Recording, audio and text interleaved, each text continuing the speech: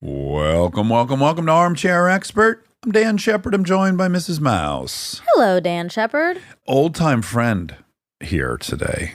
You used to be in the ticket office. That's right. At UCB. The front desk. A decade ago. Oh, yeah. Getting so excited when this person would come in. So excited. He's a legend. He's a legend. He's one of your heroes. Yeah. And you got to work with him on your tiny cooking show. Yeah, I did. Yes. It's a shock to me that Paul and I have never hung out. I'm surprised as well. So many mutual friends and then just being in the same circles for so long. So Yes. I've been waiting for this for a long time. I don't listen to every episode of their podcast, but I follow him on Instagram. And there's so many clips of his different podcasts. And he's just endlessly hysterical. Entertaining. He really is. He's an orator. Yeah. He's so well spoken. Yeah. Paul Scheer, he's an actor. He's a comedian. You love him in Black Monday, The League, Human Giant, Veep. And he has an incredible podcast called How Did This Get Made with our really number one, Jason Mantzoukas, and his wife, June Raphael. But he has a serious podcast, and it's incredibly good, called Unspooled. And it's an academic breakdown of movies. So First cool. season was AFI's 100. And this season, which is out now, is tackling all different genres and stuff. So please check those out. He is so entertaining and funny. And we just had a blast talking to him. Yeah, he's a good boy. He sure is. Please enjoy Paul Scheer. He's an armchair expert. He's an armchair expert. He's an armchair expert. I didn't know how huge Diane Woodward was. I just know the name, but I didn't realize she was like, Brando, female Brando. Yeah. And he was aspiring. Well, it's that weird thing where she doesn't get as much. Hi. She doesn't get as much shine. No.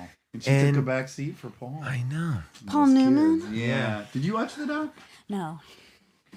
No. But I What's figured the you. reservation. You love Time your docs. and energy. You watched all of Wednesday in one day. I You know. could've- I know, I sure did. Do you know Paul did my tiny food show? He did? Yes, that was super Oh, fun. It was fun. It was gosh. very cute. That was a good time. Were you a guest judge or did you? Oh, he competed against Rob Hubel. Yes. Old time rival, Rob Exactly. Hubel. Yes. Friend and rival. What would you make tiny food? Yes. We're not like tiny food chefs. That's right. That shocks me. Very few people are. Yeah. We made tiny carrot cakes, which was really nice. But it was a fun challenge to be as particular as that. Nailed It called me up one time and they're like, can you be a judge for Nailed It? And I was like, no, I want to be on Nailed It. And I want to do it because that to me seems way more fun. Like I would love to try to do Survivor. I don't want to be on Survivor, but I would love to try to do those challenges in Like a a way. couple legs of it or something? Amazing Race seems really fun, but I don't want to just sit there and make fun of them. I'm like, put me in that thing. And you know, when you're a judge of something, you have zero memory of it. Yes, It just right. floats away because you didn't really do anything. But if you were trying really hard to make miniature carrot cake, you're going to remember that. I remember it very That specifically. was a Freudian This- slip, miniature character cake. Do you have the type of personality as I do, which is even if I don't care about the thing, if I get in there, I all of a sudden really do. I guess I'm more competitive than I want to believe I am. Oh, yeah. I mean, and this is like a problem with my wife and I because when it comes to board games and board games, like there's no stakes to that. Yeah, right. You can get in these modes where you're like, God damn it, you didn't guess that was a cart. I was drawing a cart, whatever it is. And my wife is really competitive. That makes for a very good pairing, I think. Chris and I are oddly competitive with one another as well, and I feel like it adds a little spice. I think what it does is it gives you a little bit of competition in a healthy way. We play tennis. We just started playing tennis like in the pandemic. And when she beats me, I do carry a little bit like I'm, you know, and she does too. And she Otherwise, why do it? If it has Exactly. zero effect on your emotions or your... Exactly. Yeah, except there was a rule for a while that we couldn't play spades together, and you and Kristen couldn't That's play right. spades together. And we had to outlaw the game Settlers of Catan in our house. Okay, see, yeah. Did you ever play that game? I've not played that game because no one wanted to play with me. And you see, this is my problem with board games. I like to play a board game. I need like a concierge to come sometimes and be like, here's how we're going to do it. We're going to explain it to you. I feel similar. I could never look at the box and learn how to do it. I get exhausted at the thought of it. Someone has to walk me through it can like I'm teach you. 5. Yeah, that's what I need. teach you. Yeah. There's a guy, Rich Summer, who was on Mad Men. Great guy, super funny dude. He is a board game freak. He has a garage full of board games. And what he would do is have these board game nights, but he would be the leader and go like, all right, this is the game that we're playing. Oh, lovely. And then be the arbiter of the liaison, rules. the You ambassador of the yes. game. Yeah. And I had the most fun playing games because it's like, once you open up that book, you have to Yep. dole out the rules a little bit slowly. Like Sure. we are playing a very competitive game in our house right now called Rummy Cube. It's an old school. Love Rummy Cube. I know I've played it, We but I play can't it sometimes remember. with the We kids. do. The little tiles. The little tiles. They're And we have fun. little kids too. So when you can get the kids involved too, and then everyone's It's a little really bit. fun. Yeah. This one might interest you. It's useless because I can't remember the name. But before we leave, I can tell you. Yeah. It's like a game of telephone, but it works like this. Everyone playing, because you can play with the kids, Yeah. you have these little books, and they're dry erase, basically. And so on the front, you write a word, and then you pass it to the left. And then that person sees the word, then they open it up, and then they draw a picture. Oh, yeah. And then they pass that to I the love left, and that this. person looks at the picture, and then they write what word they think it is. So it's telephone, but with drawings, and everyone's That's doing it. So great. it's rotating each time, and then at the end you go through where it starts, like massage therapist, and then by the end, you're like, Yeah. Burning Tower of Babel, That's so great though, because our kids love to play telephone, but want to mess it up on the first try, right? Like, Yes. and that, like, yeah, it's like, come on, guys. We always try to tell them, we'll get the funny It'll thing. happen You won't remember naturally. it. Yeah. Yeah. Yeah, I want it natural. I don't want to monkeying with like the best is if you're earnest about it and it's wrong. It's way funnier. I know it's when you get too many clever folks together and everyone's got a spin on Your everything. parents are comedians, and you're like, I want to be a comedian too. I got into it with my son the other night 'cause he was trying to cheat at Mad Libs. I'm like, no. The goal of Mad Libs is that you're not trying to get it right. It's supposed to be funny and weird. He's like, well, wait, just tell me how it sounds. I'm like, no. Is he a perfectionist? Is he the oldest? He is the oldest. He's all sports all the time. And I think he's like, how do I win? What's the rules? Yeah. Like, adjective. What adjective do you want? What do I need? It should be color or a size. I don't want to sound stupid here. Yeah. Oh, that's funny. Do they line up? One's like you and one's like your wife? We're kind of split. Each kid has a little bit of us. My oldest has the sportsmanship of my wife and the competitiveness of my wife. And my youngest is super goofy. I don't want to devalue either one of us, but I think we can see little things. Yeah. Policing yourself to allow them to be their own people. 100%. Yet at the same time, you're like, fuck, that's pretty obviously my That's wife. me. Yeah. Yeah. Or that's me. Or Yes. that's, yeah. Yeah. And it's weird because you want them to be who they are. And then you realize you have no control over it because these two kids came out 2 years apart, same parents, same house, and they are wildly different. Yeah. I didn't do that. I didn't make that conscious choice. Yeah, even positive attributes of mine that I thought I developed through hard work and dedication. Yeah. I was clearly born with. My father filed bankruptcy multiple times, terrible with money, right? I was always very frugal. I saved every dollar I ever made. I thought in opposition to him. I have 2 daughters. One, you give her $10. She somehow figures out how to spend 12 when you take her out with the $10. That's Delta. The other one has never spent $1 she's been given over 9 years. And I'm like, oh, I was born that way. One of my kids hoards money as if like it's hidden in a drawer. My other kid, if he gets money in a card, is nothing to him. And is one you and one your wife? Is one of you more of a hoarder? I mean, look. You throw it around. I throw it around. No, I was Yeah, look at your cool outfit. It obviously costs money. Free Clippers jacket that I got. By the way, very smart of you. You've declared yourself a Clippers fan. I read in previous Oh, yeah. interviews. And I'm like, that's the move. You're going to be the 1,000th most famous Lakers fan. Get in that Clippers bandwagon. You got a chance to be at the banquet, you know? This is it, you know? This It's is very tactical.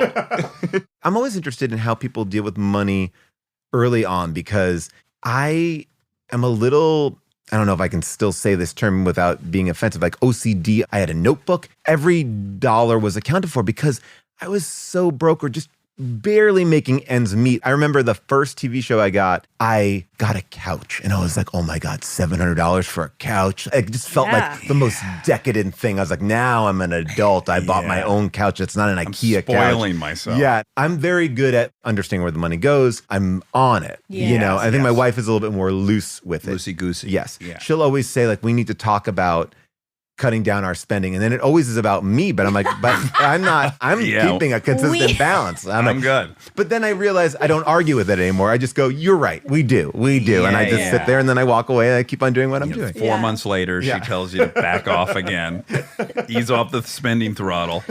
Yeah, I was crazy about money. I never made much. I always had a bunch saved for how little I made. I'm shocked with how much I have to unravel currently now that I have some. I am in that position too. I literally debated getting a new computer for 6 months. Oh my gosh. And I'm like, well, I don't know. And I had this computer for like 6 years. I do use it to generate my living. I That's was like, literally the only thing that I use every day. single day. I'm like, I don't know. And I'm like beating myself up. Like, it's $2,000. And there are those moments. And then there are moments where I don't think about it at all. It's also, we are in a profession where our money comes in crazy ways. Like, I'm still getting checks from when I did the Conan O'Brien show when I was first starting out as like an under 5 performer, literally like 10 cents. But money comes in all different directions. It's also the hardest. There's probably worse. It seems like a very hard profession to predict what you're going to make. 100%. Yeah. Right? So it's like, you're getting these checks. They've been coming now for, I guess, 28 years. The Conan show, I think first time I saw you on there. But you're like, I don't know, are they coming for another 28? Is it 6 cents in 19 years? Where are we at? It's impossible to know. It's scary. And I also just feel, as I've had these kids and I'm getting a little bit older, I just want to expend on experiences. We just went on a nice vacation. And whenever it's a vacation with the family, I'm like, yeah. Now, if I go to a hotel, I'm like a Hampton Inn. June's like, Hampton Inn? I'm like, Hampton Inn's great. They got the desk. They got it clean. They got a desk. It's great. And she's like, you can stay. I'm like, no, Hampton Inn. I'm like, that's where I'm at. You love it. Clippers. Yeah. Hampton Inn. Just trying to keep it simple. I love the Clippers. I'm taking pot shots at them, but I love the No, Clippers. the Clippers are a lot of fun. I'm a New York guy. I came from New York, grew up there, and I was a Knicks fan. I knew I was going to be living out in LA, and I was like, I can't be. You just couldn't go to the Lakers, right? No, I can't jump on a bandwagon. No. And the Clippers were really fun when I came out here, and I just fell in love with them. But I didn't want to ever be one of those people like, well, I grew up here, so I'm always going to be that. You can do that for college, I think. But if you have kids or you want to bring them and It's you like, want, hey, motherfucker, you live here. Yeah, We root for this support. place. Yeah. Okay, so Long Island, some town Yes, in Long yeah. Island. Long Island. I mean, which I think to most people, and it should, probably all blends together. I meet so many people from Long Island, they're like, oh, I'm from this place, and I've never heard of it. Right. And it's not that big. But it is big, it's- isn't it? It's skinny, but it's long as fuck, It's right? very long, and Take there's you a 3 lot of hours to drive the length of that Yeah, thing? you could drive the whole. I mean, and I have. I've gone out there right to the lighthouse.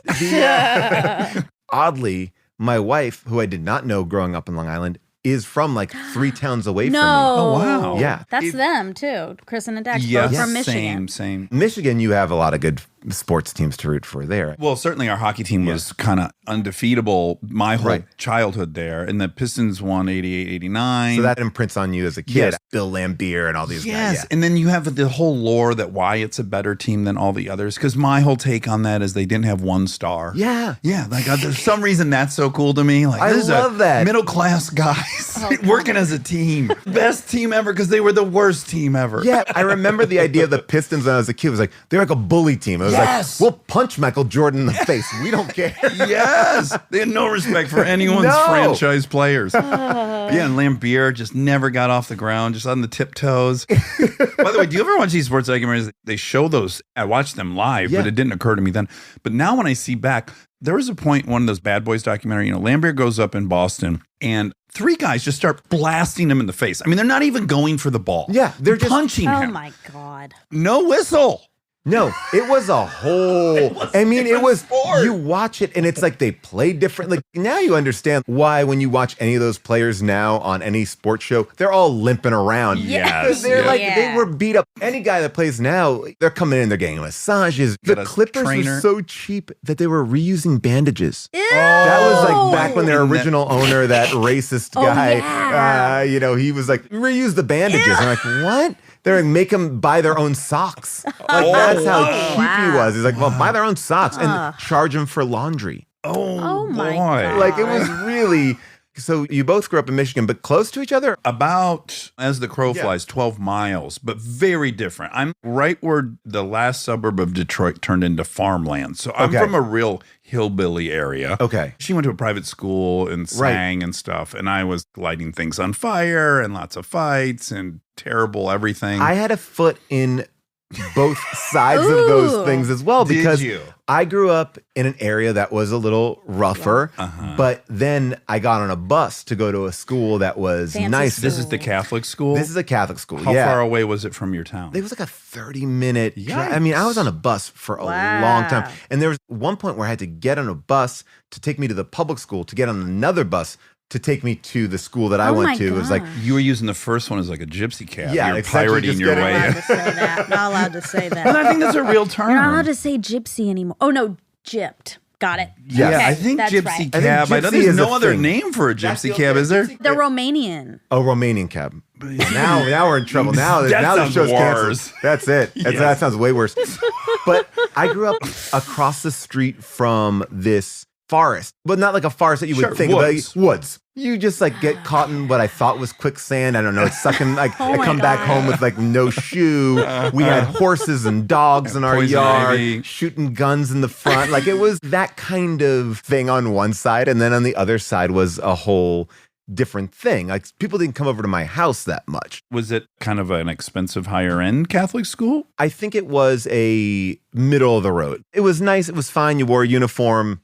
Sure. That was it. You know All what? boys? No, it was an all boys school that then switched. So that was actually a That's great exciting. mix. Congratulations. Yeah. There's a lot of sexual harassment cases that went down there because it was the brothers lived upstairs, Franciscan brothers. That's at the time when a brother might do something and they say, okay, you go to another school and then you live above it. They lived on the fourth floor and the 3, 2, and 1, that was a school. So they would come down from the fourth floor. And the brothers are the teachers? Some were, some lay people, some brothers, boy. some nuns. I've had some tussles with nuns. Nuns would punch me, you know, and you can't tell on a nun. They're above reproach. Yeah, Is that what it is? like or at least in my time, it wasn't like, a nun took me by the hair and slammed me in the back of the locker, back of my head, not face front. It was shocking. Yeah. But who do I tell? God's got her back. My mom did Catholic school, Yeah. and she has a lot of trauma from it. And she really doesn't look favorably on nuns. There are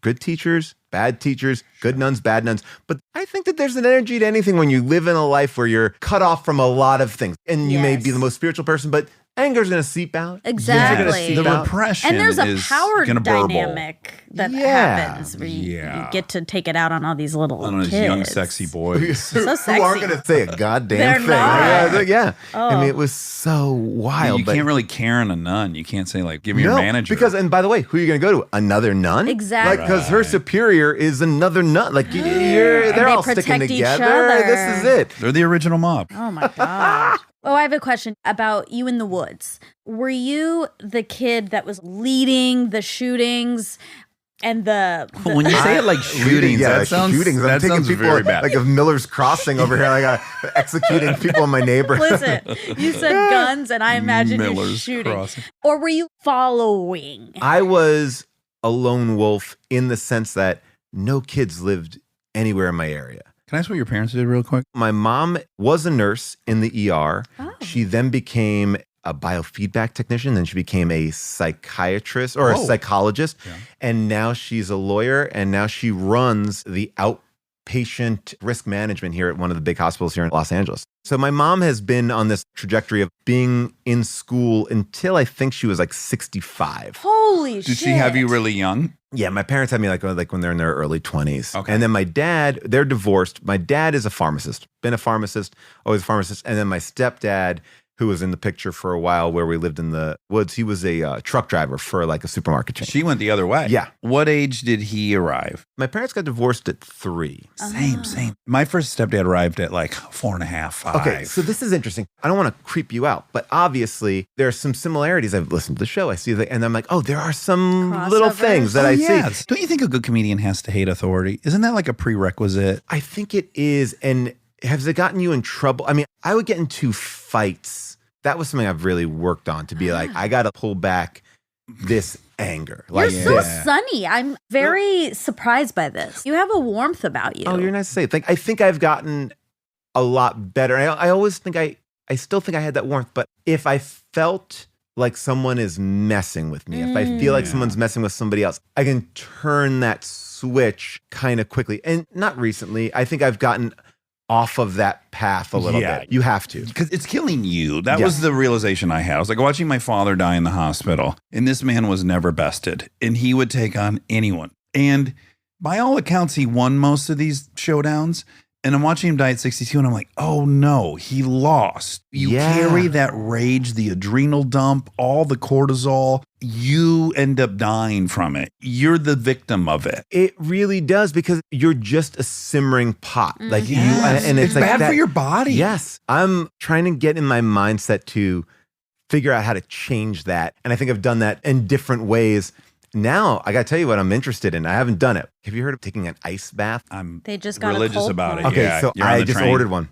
You did good. Did you read Dopamine Nation? No. Okay, you should. It's Okay. fantastic. Okay. In a nutshell, you could smoke a cigarette. That'll spike your dopamine. But then your body, which is perfect at homeostasis, will unleash all the bad chemicals to right size this unnatural spike in dopamine. The equation is such that if you have 5 minutes of high from the cigarette, you're going to have about an hour and a half of shitty chemicals from your body. Conversely, if you do 10 minutes of cold plunging, you have up to 2 hours of elevated dopamine. So just how do you want to tip the seesaw? So now I'm super into the sauna. See, that and seems like that's the game. can I tell you Combo. something? I was in Miami in March, maybe, and Kristen was obsessed with getting a sauna, and she kept sending these fucking emails like, "Oh, I researched this one, and this the Reader's Digest says this," and blah, blah, like looking for feedback. And in my head, I'm like, I don't want a fucking sauna. Buy whatever one you want. Yeah. I'm not interested in this. This says hooey. It arrives. I'm in it one time, and I'm like, whoa, whoa, whoa.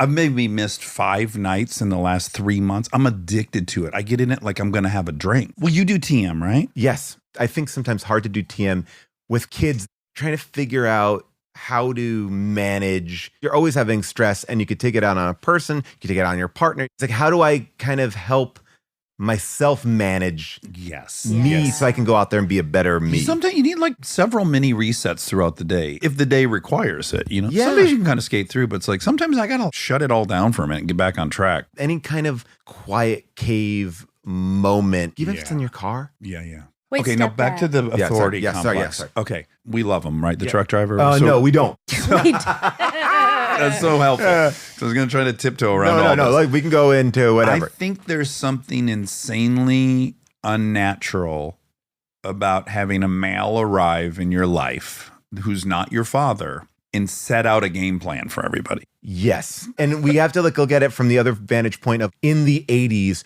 when it was being done wrong and strong. You know, it was like my stepdad would not answer to anything but dad. Oh. That was it. That was rule number 1. I am dad. And my real dad is in the picture, an active member in the picture. Yeah, and your father. And my dad. And your dad. Right. Your So actual dad. I'm not like saying like, you're my new dad. Like I'm not looking for a new No. dad. He's No. like, I'm your dad. And like, I didn't realize So how fucked up controlling. that was. It's very fucked up. Well, you almost got to have kids. Yes. Oh, that's the whole thing. Right. Having kids, I think you start to grieve and also feel anger for these moments because you see yourself. You're like, oh, wait a second. I would never have done that. Why did they do this? What happened here? These are like some, again, wrong and strong things. The only benefit of the doubt that I will give, they also didn't know. There's so much more out there to tell you how to be or connect you to the world. I got to hit you with a really weird thing I Yeah. just learned, though, recently. Now, I've also read a pushback against it, but at any rate, it's worth considering. Yeah. The highest rate of child abuse exists between a child and a step parent. Of course. The number I read was enormous. Like, it's such a huge percentage of child abuse. And so all these evolutionary biologists, many of them explain it through this, which is all mammals that take over a pride or a group. If a silverback takes over a group, first thing kills all the kids to put the new mate in estrus. The woman won't be fertile while she's nursing the children. So the first step is kill all those babies. Same with a lion. When a lion overthrows a pride, first thing, kill all the cubs, then all the females become fertile again. So because we're primates and because all the other primates work that way, there is some suspicion that there is a weird impulse and a weird anger from these stepdads against these children that aren't there. That there's some evolutionary thing that's going on. That's a freaky thought. Ugh. I think that there is a truth to horrifying. that. Some subconscious hostility that these things aren't Well, yours. also because they're not yours. yeah, this woman had these with someone else. You're a constant reminder of your partner's ex, right? Exactly. On some level. Probably their true love, let's remind Yes, you. 100%. They just couldn't work it out with And it. you know, on some level, you really don't have full control. So you're walking Right. around in this environment where you really don't have control. Because I think there's a lot of walking on eggshells. Can I say this? Is it my Exactly. place? And again, different parents will track that differently. I always describe my relationship with my stepdad as a relationship with an older brother. You're competing for mom almost. Competing for mom. Yeah. You use force against each other. And I will tell you this, I had a second stepdad, lovely guy, nice guy, passed away a couple of years ago, but couldn't be more different than the truck driver. But even with him, there was that element. My mom and I once got into a very big fight over some dumb shit. And it was one of those blow-ups where I think I was old enough to be like, we're not going to talk for a bit. And in that time, instead of helping us get back, he took that to kind of widen out the gap. Oh. And, Sure. and the one thing that he did, and I always remember it, Christmas, a time where I would go home and see everybody, they went away for that Christmas. You know, it wasn't like, hey, you want to come with us? Or it was like, we're gone. And at that point, I'm a 30-year-old guy. Like, you know, it's like, I'm not in the house. I'm not messing, but it still is, I think, an ingrained thing of, I come first. We all want to be number one to Yeah. the person we love. Now, I'm also, with all that said, Yeah. super sympathetic to a step parent. It's so fucking hard. If you don't have the power, but yet you have to do everything else. You got to do the pickups. You Exactly. got to get the breakfast. Yeah, you got to hear the you- screaming and the fucking You have to deal with all messes. this horrible stuff, but you Yeah. can't really partake in the beautiful Steering stuff. of it. Yeah. I'm always suspect of divorced parents with kids. When they start dating someone new, automatically introduce them to somebody. That to me, I'm like, no. You should keep that a little bit separate until you feel like for this to go forward, we need to introduce it. I feel like if you introduce it too early, it's a mess for a kid because it's like the Yes. kid gets attached. It's hard. There's no It rule is. book. And then it's you got the woman who's Right. the one always stuck with the kid. right. Who now just has got to be lonely. Because Yeah. where the fuck are you going to find the time to have this side experience when you're raising kids? And then you're really like, well, either I can't be with anybody. How would I even find out? I have to integrate this person to even find. So Yeah, it's it's just all a big messy situation. Yeah. I'm kind of sympathetic to all of it. I get and it. there's a lot of wreckage. And I wonder if that number has changed. Any kind of a step parent coming into the mix, are we a little bit more enlightened? I would hope that maybe, Yeah. but you don't know. Okay, but did you have an older? I'm an only child. My stepfather, the truck driver stepfather, had two daughters, one that he never saw, one that he did see. And she came to Similar live with us. age? Older, but they were cool. Were you attracted to her? Like, in a way. Because I had a love triangle I for mean, a minute. there was like, yes, she was cool. She listened to The Who. She's immediately forbidden. Yes, Yeah. of course. So we start with some intriguing shit right Especially there. at that yeah. age. Yeah. I think the initial, whoa, who is this? Like, There's a attractive- female living in my Yeah, house. right. Yes. But then it was easy to become like, oh, we became really good friends. And she was like a Yeah. good sister. But then her friends, it's They're the best open thing season. and the best thing you possibly ever have because it's sort of like, Yeah. I'm in Sizzler the bar. mix. I'm in, I'm there, and it's And just everyone's like, guards down. Yeah. You're like the little dumb brother, and they're Exactly. saying things to you Oh, they but would wait, never you're say. funny. Oh my God, you made me you Yeah. get to laugh. hang around. Like, like a Yeah. big brother is a different vibe. Yeah. That's so funny. Yeah, so my second stepdad came with two kids, and the daughter was perfectly in the middle of me and my brother. We're 5 years Oh, apart. boy. So she was in love with him, and I was in love with her. Wow. And it was a big old messy triangle. So sexy. How do you remedy I that? liked her already. We went to the same Okay. elementary school. She was Oh. 2 grades ahead of me, and I already was fascinated with her. And then all of a sudden, I'm living 20 feet from By the way, her this is a bedroom. movie. You got to make this. This is like, I mean, this is talk about a coming of age. Right. I mean, because it's Like we're all ultimately supposed to nothing wrong with that. magically say like, oh, Technically, this no. Right. this bullshit arrangement between our parents has now made us incestual. I wonder how many stepbrothers and sisters end up falling in love and getting married. I wonder if there's some There has to percentage. be, right? A That small- would be a great. I think eventually it gets too confused. Like my really good friend in middle school, her boyfriend Was her brother? became her brother because Oh. Oh, her the parents mom- introduced through them? Exactly. And then they got married? Yes. And that's a And betrayal on then the what- parents' sake. And then they were, I think, together still for a little bit. What age were they? I think we were 8th grade, 9th Because how grade. could you possibly monitor at that point if everyone's Yeah. not living together? You're I know, like but I moving in with your girlfriend? Can you imagine in 8th grade? I know, but when they become also your brother, They get annoying. I think, yeah. Because you are living with them. Exactly. I mean, like, Yeah, and so that's, that's the other an thing. end-all too. romance. Yeah, I mean, Stinking up the bathroom. any Yeah. relationship you have in your Trashing it. 20, the first time that you're living with anybody, you learn like, oh, I'm a disgusting pig. Like, yeah, you have to make some changes. Humans are foul as Yeah. hell, and they shouldn't be sharing the same 300 square That's why I feet. always tell people, you got to live with the person that you're going to marry before you get in there, because God. that could wreck a marriage right out of the gate. Oh, Like, yeah. you got to learn. Well, you also have to go on vacation with the person. You learn a lot on a vacation with somebody. Yeah. What Yeah. are the requirements, do you two think, before marrying?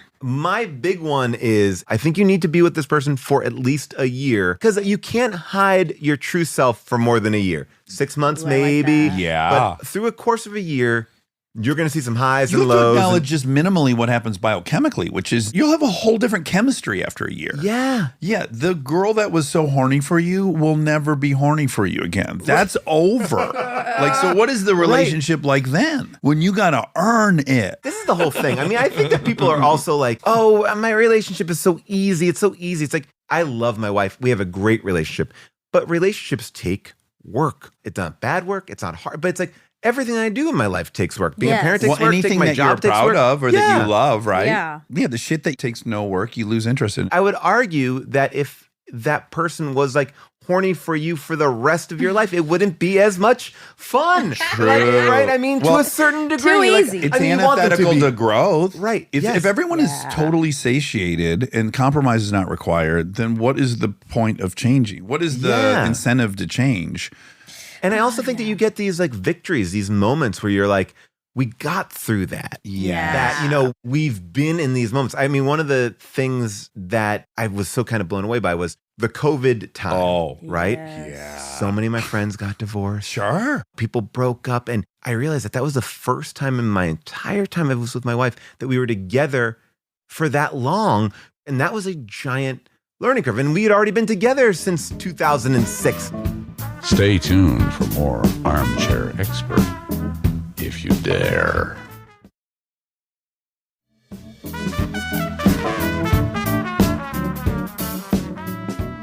We had some moments during COVID. I mean, shocking. I was like, oh, we were really good at seeing each other 3 hours a day. Fucking well-oiled machine. We could nail that 24/7 for a year. No one's we supposed had no to be like experience that. with that. No. Yeah. Every little And thing comes I out. don't know. Are you like me? I'll exhaust somebody. I'll own a lot of Right. it. I need to engage. I Right. want to chat. I want to play. I'm here to party. She's so grateful for the rest of the world to like kind of wear me out a bit like a puppy. My wife will say to me multiple times, I need to shut down. My wife has an off switch. There are topics that we can't talk about past dinner. Yeah. There are Good just- boundaries. Yes. I like that. And I think that they were good. But once she gets into that bed, the party's over. Like, Yeah. You don't have to go home, but you can Yeah. stay here. If I want to be in that bed with her, I got to follow a set of rules. And Yeah. that's You and okay. I, you know what we should negotiate for? One night a week, you and I get double beds at the Cara Hotel down the Yes. street, No, and we'll lay Hampton in Inn. there. Oh, sure, Hampton Inn. That's Yeah.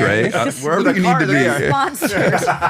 Yeah, let's lay in bed and fucking giggle and engage Yeah. and go blow it out. At night, particularly, is when I want to blow it out because all my little responsibilities are done. That's the best part it's of it. playtime. I know. I got nothing. My kids are asleep. Yes. Life is starting. For me, it starts at 8:30 p.m. Oh, like, yeah, The I minute wake I hear up. my son's deep breath of sleep, I'm like, and we're back. And it's a limited window too, because I'm like, I also have to get up at 6 a.m. and do my Right. stuff too. So I'm like, you got me from 8:30 to like 12:31. I'll push it to 2 sometimes. Do you party? Because here's what I thought. First of all, I think it's so wild that you were already in an improv troupe at 18 in the city's Yeah. oldest Yeah. one, and that you immediately went on the road in a touring company Yeah. and you were traveling the country and then even abroad. My first thought as an addict was you're with adults traveling. If you were going to be an addict, this would be a prime situation to let it rip. You know, because I was with adults, they had their own thing. So if I went to a bar with them underage, they're having like a beer or a drink. and that's it. They're not They were raging. modeling Oh, some yeah. responsible Yeah, stuff for so you. like if I was going with a bunch of 18-year-olds, I might have been like, let's go. Yes. Not to say that I didn't have nights of that. For me, I am in that zone of we'll play Rummy Cube tonight. And not to be like I'm like, but I want to watch movies. I want to watch this. I want to get You into want to be it. alert. I think maybe that's my Catholic upbringing. I think it's also like my want of control. Well, I was going to say, I might argue as well, if you have put your esteem and your confidence in your verbal superpower, which you have like 2 amazing podcasts, you're brilliant, and you're An so insane verbal, very quick improver. improviser. So yeah, for you to go, okay, I'm going to take my best feature and I'm going to cut it in half. It's also like a stupid strategy. I never got to a place where it was awful, but I would wrestle so much with not being happy with how I was if I got to that point. That morning after of not having done much of anything, I want to be more centered than anything else. Now at this point, I can't even imagine you have to pay that penalty on the other side of it. I have a current wake up call every day, no matter what, like, no matter if I'm Yes. working or from not. Oh, I've never been more grateful for being sober than once we had kids. I'm like, how are people doing this hungover? Like, I can barely do this on 8 hours of sleep. I also don't want to be like, have my kids see me like that too. You know, 'cause it's like, Oh, Daddy you know, that's drank gonna, last that's night. That's another why he thing I- looks like this. yeah. I have zero judgment. I think everyone should drink as much as they can until they have a problem. Like, I think everyone should just be right at the edge. I'm so pro it. I really am. And even go over sometimes. But I have been grateful that my kids have never watched me have a radical shift in personality. That must be so weird. I mean, I can't really remember it. My dad was a drunk, but he was always drunk. So it wasn't like I knew one version of him and then all of a sudden he was this confusing version. Right. I think that's interesting. If you're a kid, like your parents from 7 p.m. on act differently. Yeah, because it's maybe like, it's oh, fine. I don't know. There's a great scene.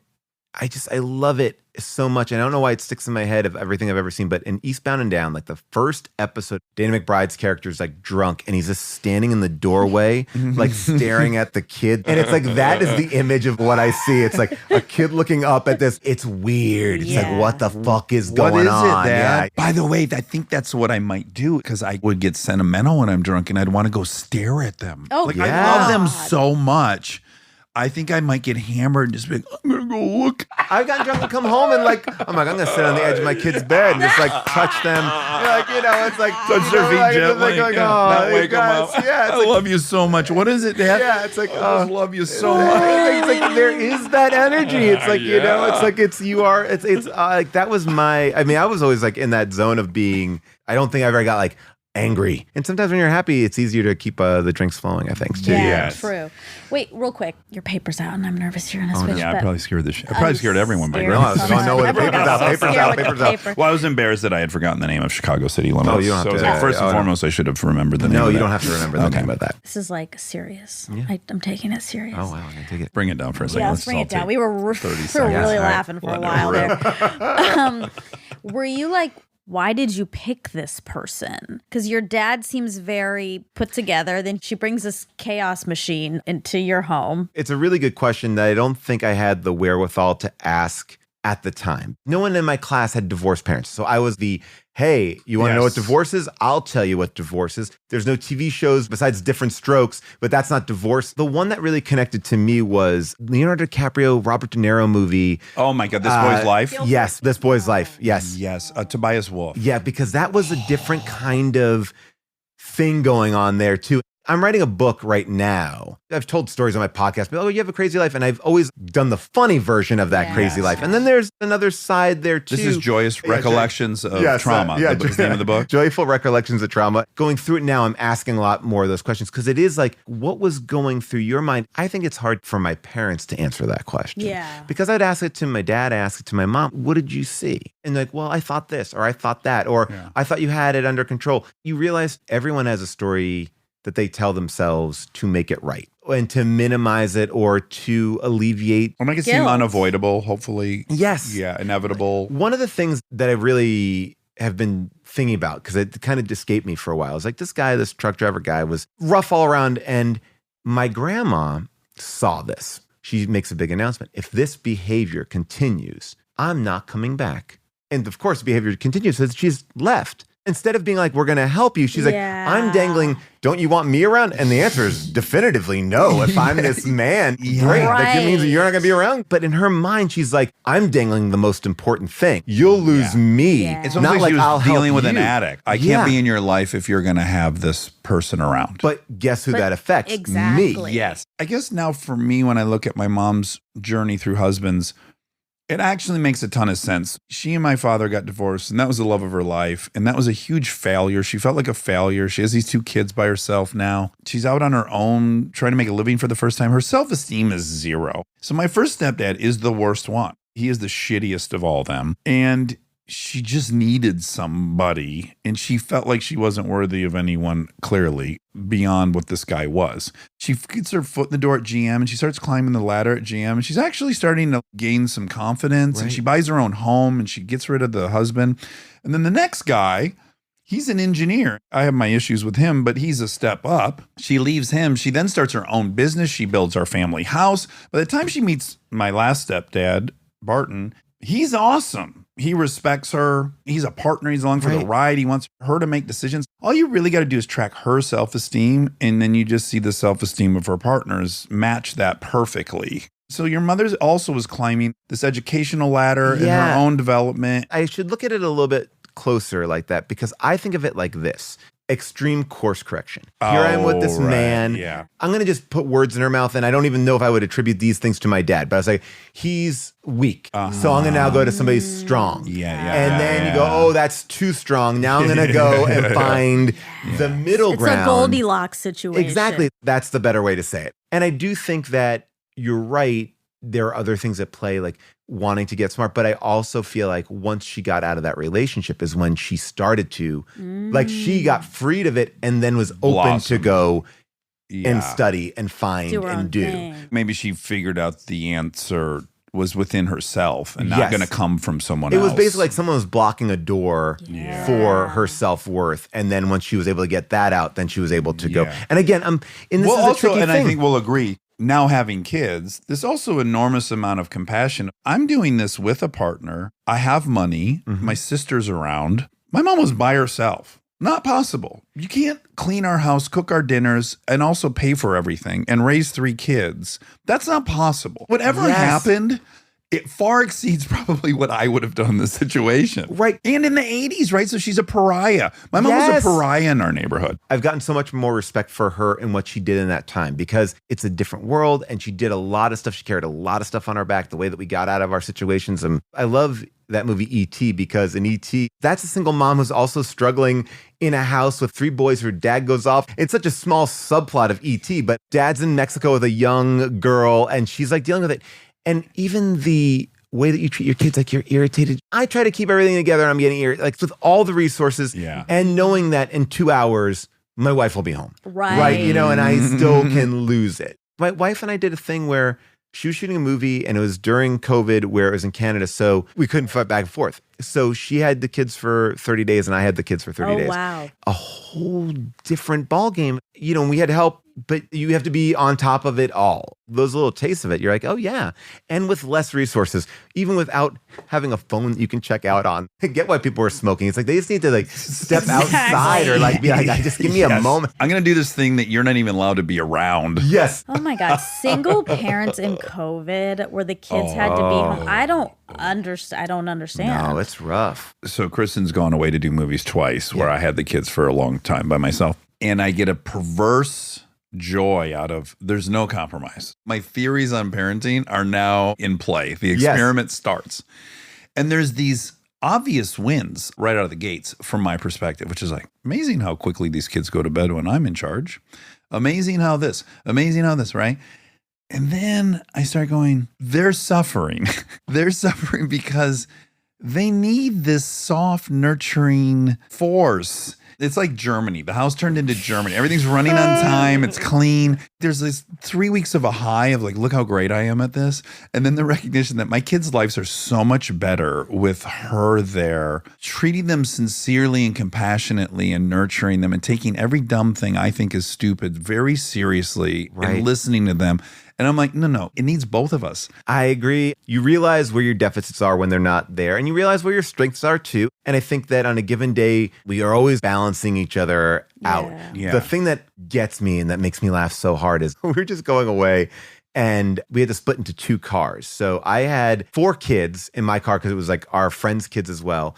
And I was riding with them, and then June was riding in the car with our 2 other friends. And as soon as we get in the car, she goes, "Okay, kids, and no iPads, door closed, and go." And I'm like, I'm like, and so she does that to me all the time. She'll lay down a rule. She's like, "And you guys can't watch any more TV today. See you tonight." I'm like, wait, no, you can't lay down the rule and then leave. You gotta enforce your own rules, or let me do that. That is her MO. That's hilarious. Yeah. It makes me laugh so hard. I'm like, God damn it. I think there is something about, I was never as catered to as my kids are. My kids are going to practices and lists, and we're going here. I got off that bus. I hadn't seen another adult for like 4 hours.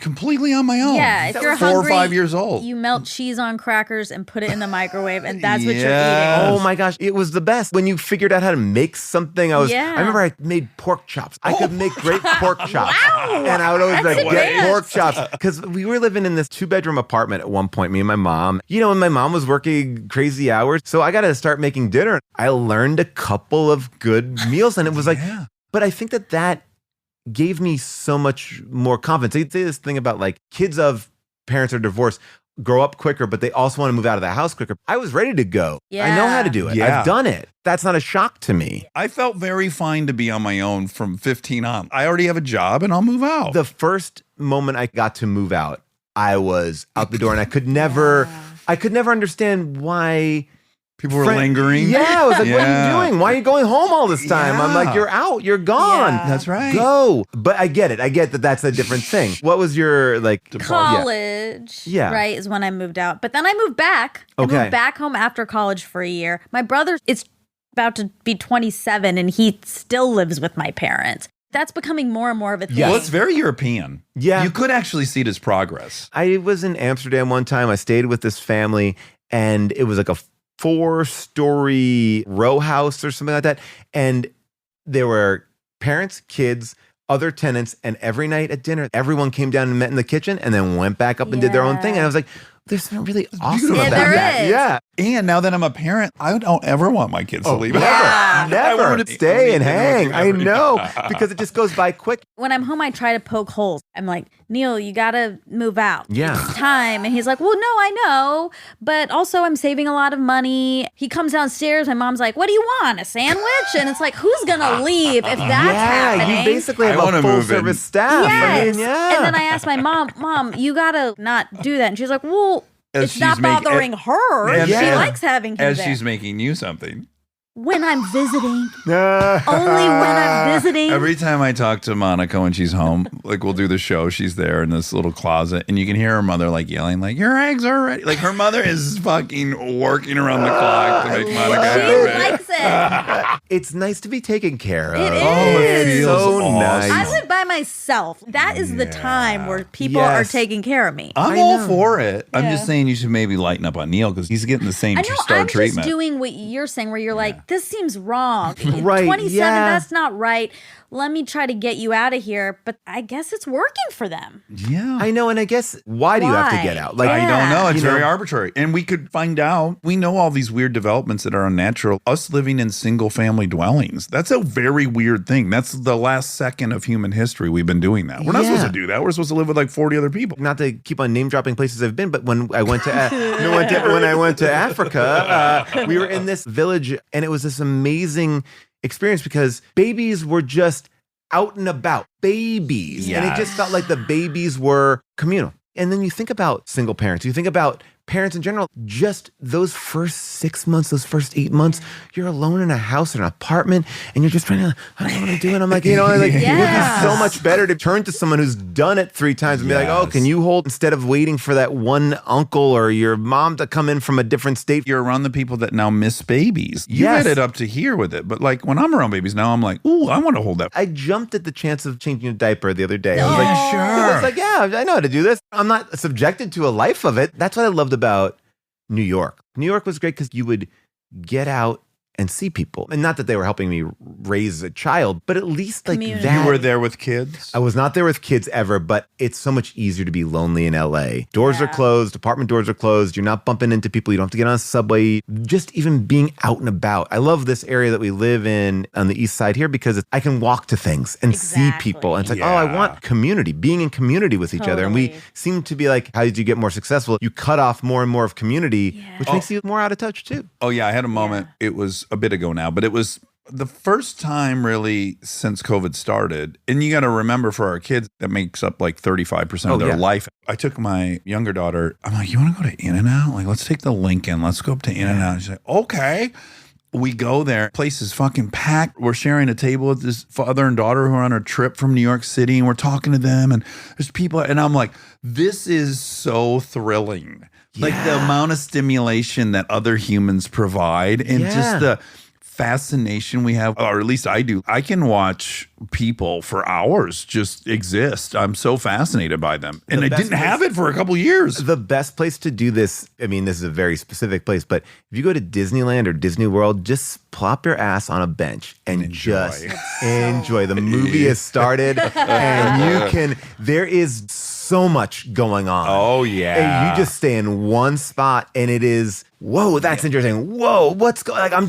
I am engaged by it all. Also, we were just there, and the movie is arcing like a real film as well. So the, inciting incident, they're buying the tickets, they've entered, there's this exuberance, everyone's happy.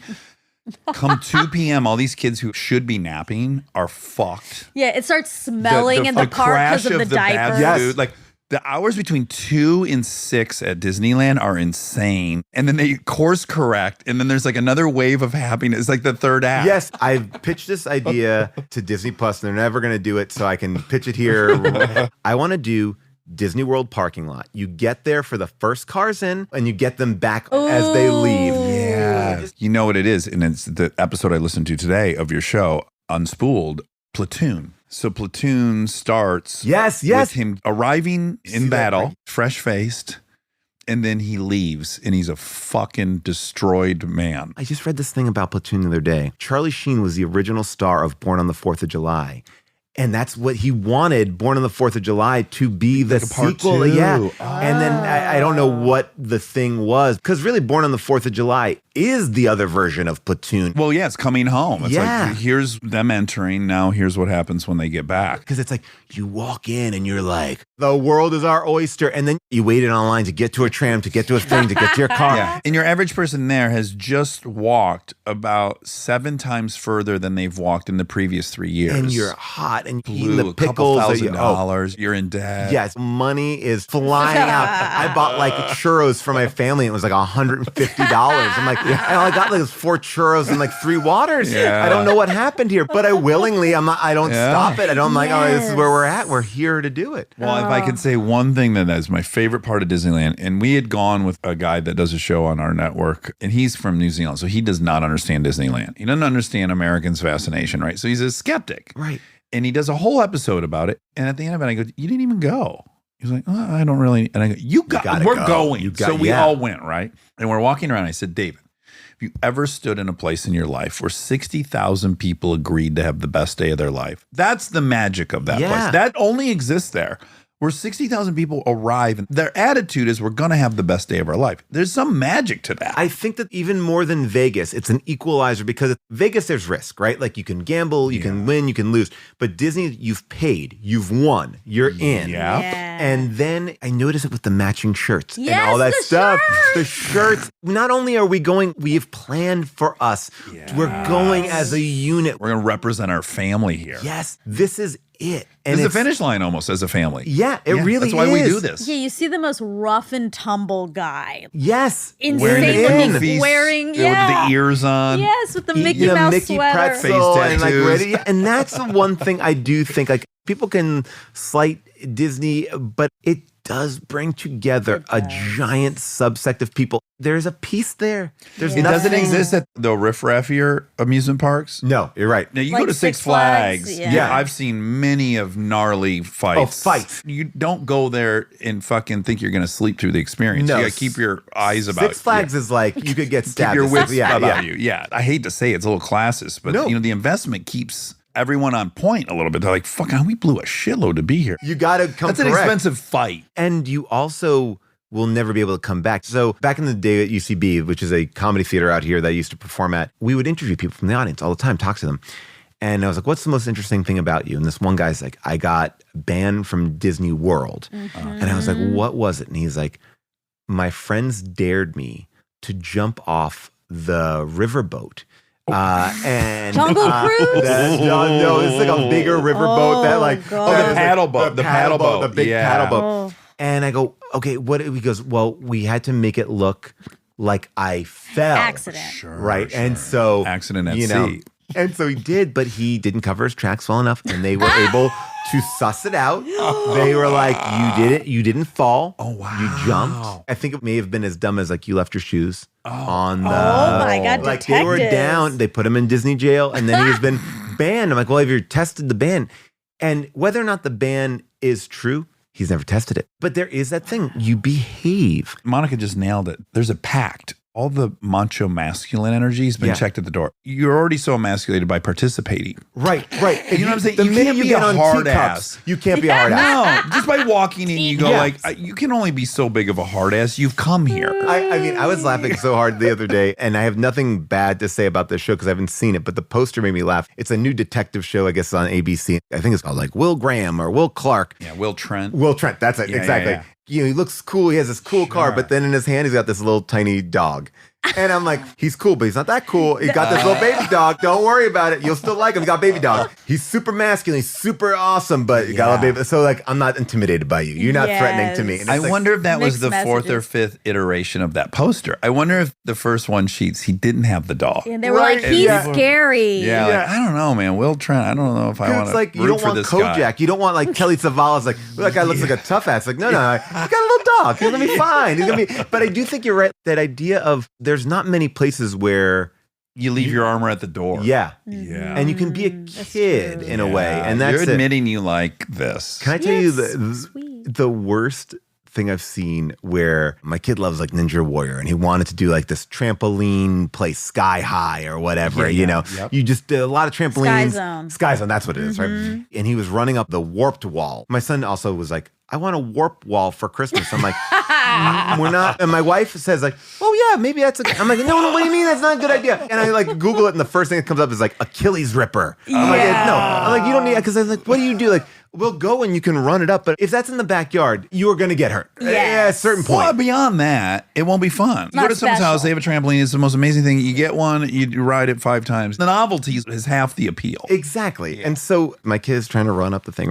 He's small. He can't get to the top. But this kid runs up there, gets up, and then he's there. But now it's so high. Yeah, what does he that do? he's freaked out. Yeah. Expecting that. And so we're all around him Isn't trying to help that a him. metaphor for life? A bad one. Oh yeah, that you get to the place you want to reach, and then it's as scary. And then you're I- scared. Yeah. So he's up there, and to get down, you have to like kind of put your hands around a fireman's pole, and you slide down. Right, Fun, okay, the easy way to go. Didn't know how a fireman's pole worked, But and, no one like, can get up there to help him because you can't run up that wall. Exactly. And then if I got up there, what Yeah. would I do? Like strap him onto me and like Hold I onto my shoulders. Yeah. So we're like, you can come down with your feet. We'll kind of help you. We're trying to figure out a way because he's stuck.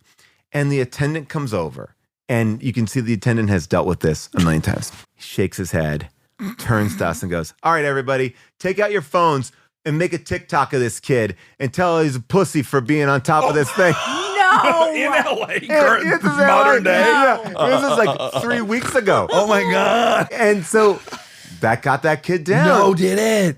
He shamed him right off there. Shamed him off the Powerful. post. Desperate times call for desperate men. You might have saved that kid's life by emasculating him. Stay tuned for more Armchair Expert, if you dare.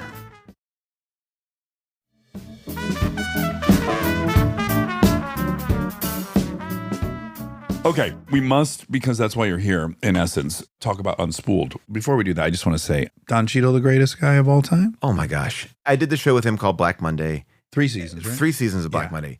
And I grew up loving Don Cheadle. I like that guy. I like the guy from Out of Sight. He's a guy in Traffic. Like he just Out had of all these Sight. like great supporting parts. And I was like, oh, Don Cheadle's going to be in the show. And then I knew the creators of the show, and they're like, well, everyone's got to read with Don. Were you nervous at this point?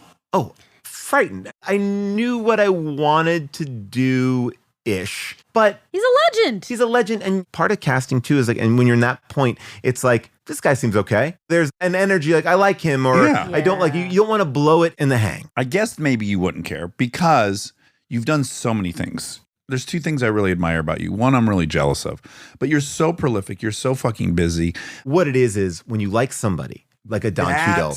I was going to say, I would maybe get obsessed about the hang. Yes. Because I'd be like, don't walk in there fucking 3,000 jokes in the first 60 Right. seconds. Relax a little. I might have to coach myself into that. I remember I was with Mike Scheer. We love Mike. Mike the best, Yes. right? And so Mike was meeting people before Parks and Rec. There might be 3 shows. He was kind of considering 3 premises. And he was like, let me meet people. And as I find people, I'll gravitate to the premise that I like the most. It was a very cool thing. And so part of that time we met was just hanging. Yes. And he said to me, I always remember, is like, when you're hiring somebody, especially be in a writer's room, that's all I'm looking for. Because you're already here because I like your writing. Right. Yes. So it's like, can I be with you in a room for 12 hours a day? Yes. Because that's more than even on set. In a writer's room, you are up in people's faces. And so I always think about that part of it. I am going to be working on a TV show. Like, I'm getting married to these people. I'm Yeah. like working. You're it's joining like- their family. Yeah. That room was Seth Rogen, Evan Goldberg, Oh. Don Cheadle, Oh, boy. David Casp, and Jordan Cahan, who created the show. I also believe once you're on the other side, you know that you want everyone to succeed. But I also like the part. I like the part, and I wanted to get it. Yeah. I remember when I did the sketch show called Human Giant. Me and Aziz Ansari, Jason Wolner, who directed Borat, and did the show Paul Goldman and Rob Hubels. Like, we were all together. We were casting parts left and right because it's a sketch show. You're just piling Yeah. through, and you just almost from the first moment you see like that's person. There's not like a talent level. There's probably a prerequisite talent that got them there. Right. Which is what you were saying about the writing. Like, Mike Yeah. already knows you're a good writer. At this point, it's did you hit this one thing I envisioned in my mind? I saw this and that clicked. I remember that I auditioned for SNL a handful of times. You did. Yeah, and it was a tremendously fun experience. Like, it was everything that you wanted it to be. Did you ever? I never got to. Oh my gosh, you would have been great for It's that. so- Like, yeah, you still could be great. First of all, thank you so much. Yeah, but you audition on that center stage where the host does That's the where your monologue. audition is? Lights off, cameras on, Oh. and more than that, monitors on. Oh. So you are shit. on that stage, fully lit, in makeup. And here's the other mind fuck of it. When you're in the waiting room or the dressing rooms, because they put you in SNL cast member dressing rooms, if you turn on the TV, you can watch everybody's audition. Oh my Because God. it's being broadcast That's a through nightmare. NBC. So while that's you're rough. waiting for Oh. hours, so the first year I auditioned, it was the best. The hallway I was in was Amy Poehler, Oh, God. Kevin Hart, Oh. Seth Meyers, and, Oh, my and, like it was me. God. That was the first Good time. crop, we'd say that year. Huge, right? And so you sit there and you get on stage, and then I remember like Lorne Michaels comes up to me, and this is the first time I've ever met him. He comes out of the shadows, like out of the dark, because they're in a table in the back and there's small lights there. And he's like, "Do you need anything? What can I get you?" And I may have said like, "Oh, is there a table?" He's like, "Can we get Paul a table?" Like all of a sudden Oh I was my God. like, why isn't there a table? Why are we fucking over this guy? Super lovely. And then he leaves. And then the director or AD comes up to you to say, "Okay, here's what we're gonna do. We're gonna count you in. You're gonna see your slate, and then you're gonna go." Oh my so God, it this is would Be like too much for me. I mean, my Yeah. heart rate's at one Yeah. so time. you are like, so they put you in a very pressurized situation. And then you're doing something that even the funniest version is going to be mediocre at best. It's like 3 characters, 3 impressions. The truth is, most of your favorite sketches involve at least 2 people. Yeah, and exactly. why? Because that's how comedy works. And when you think about the great people like Lily Tomlin or John Leguizamo do these amazing one-person shows, those characters work in length. So like you're like, I'm watching one character for 15 minutes and then all of a Yes. sudden you pull me and I'm like, whoa. So whatever, you do the thing. For what you wanted and hoped to do Yes. there versus what you did, what would you give it out of 10? I left there incredibly fulfilled. Wonderful. Like, yes. That's all you can really want in Yes. life, right? I felt like I did my thing. They were very nice to me. I got my laughs. And I left, and I didn't hear anything. You have to sign a contract before you go in there. That signs it, Yes. and you see all that money that you don't have, that you might have. You know, my life is going to change. You can't help but think that. And then you don't hear anything. And then I didn't get it that year. And then I got called back like 3 more years subsequently in different weird auditions each time, like not the same as that. Yeah. But it was like, oh, now we're going to do it like this. Now we're going to do it like this. We're going to do an improv show. Because I've heard people auditioning in comedy clubs for the show, right? Oh, yeah. That happens as well. The best one that I saw, I was not in the running at this point. I went to go support my friend. My friend goes on, does a great job. And then all of a sudden, you hear like a little bustle, bustle, bustle. Chris Rock comes in, jumps on stage, and then starts running his like VMA monologue. He's just going from comedy club to run his stuff for this. But then in the middle of it, he goes, wait a second, is this an SNL audition? And he goes, hey, Lauren, it's talking to everybody. And then crushes in a way that you can never crush. It's the audience like, holy shit, Chris Rock. Then he's doing bits that are so topical, stuff that he'll never do on the show. This is so unfair. The roof is blown off, and then he jets, and it's like, okay, next person up from Chicago. And then they have to do 3 characters and 3 impressions, and you can't fucking follow Chris Rock. I was like, oh, thank God I'm not auditioning this year. Thank God. That's cruel. That is insane. Years later, 6 or 7 years ago, I found out what happened that first year. I was talking to somebody, and they're like, oh, I remember that because it was down to you and somebody else, and Lauren was having dinner, and he was talking about what he wanted to order. He's like, well, let's get that steak and that wine, and let's hire that person. And that was it. They weren't talking about... It wasn't a debate. It wasn't like, let's look through tape. Part of an order. It was just part of an order. And that's the way he kind of works. And there was something really freeing about that because you think, oh, maybe if I didn't do that thing. That was the reason. It's like, no, it's fickle. And that's our business is fickle. Yeah. My thing with you behind the curtain was I was becoming friends with Arnett because we did this movie, Let's Go to Prison. And I'm starting to hang out with he and Amy. And I'm obsessed with Amy as all humans are. And Will goes and does this show, Human Giant, and he's like, these are the most brilliant guys. And I just remember thinking like, oh God, I'm not cool anymore. Like, this is the thing here. These guys are geniuses. Will wants to work with them. I just remember thinking like, oh God, I'm missing the train here. Oh, you see, but I remember, when you were on Punked, and it was like, but he's like the really funny guy. We never know what anyone... It's like, and then look, and that's the whole thing. It's like, you don't know. And going all the way back to Cheadle, he wants to be cool too. Like he wants to be like, he wants to be. And he wants to be funny. He does Snow Pants. He does Ben's show because of the same thing. He doesn't care about being Clooney level great actor. He is that. Yes. It's known. So he's like attracted to comedians. This is a fun place to play around. And I also think there's something really nice about a bunch of people who grind. Like we all grind. Like you work. And once you work and you don't have that rare air where it's like, everything's been great for me, and it's never been a downhill. And that grind also makes you appreciative of every job and appreciative of everybody and makes you hang. It also makes you not smell your own shit when it's working because you're like, yeah, okay. Yeah, it's working, but this is very temporary. Well, in a weird way, it's going to end. It's like, more than anyone. Yeah, it's like, how do I land gracefully? I'm going to fall. I am in the air, and I'm heading to the ground. I wanted to ask you a question. I'm jumping backwards to something that you said. When you and Arnett did that movie together. I just read Odenkirk's book recently. Did you have Odenkirk on? I did. Okay. I don't want to misquote it. No. But it was, I should have tried harder on that one. I just was kind of distracted, and I felt like, the rewrite could have been better, but I could have been better too. I think there was something there, and I missed it. It was very honest. But I was like, wow, if you read that. Going into interviewing him, I had read that. He basically was calling a mulligan on the movie. Yeah, it was like, and that's a hard thing for the director. Interesting thing is like, at one time I admire it, but it didn't seem to have the accompanying regret. Yes. It was almost like, oops. It was like, I went to dinner and I ordered the veal. I realized I don't like veal, but I went home and had pizza. Yeah. It was like, I knew better. That's another one of those things. It's like, I met Arnett. I met Keckner. I got these friendships. We had an outrageous time. We were making $5 a week. We lived in a normal, suburban, low-rent condominium complex, not even apartment complex, with like neighbors beating the shit out of each other. And it was wild. Right. I love it. In retrospect, it's great. Of course, I had different hopes for the whole thing, as you do. Of course. But reading that, my heart sunk.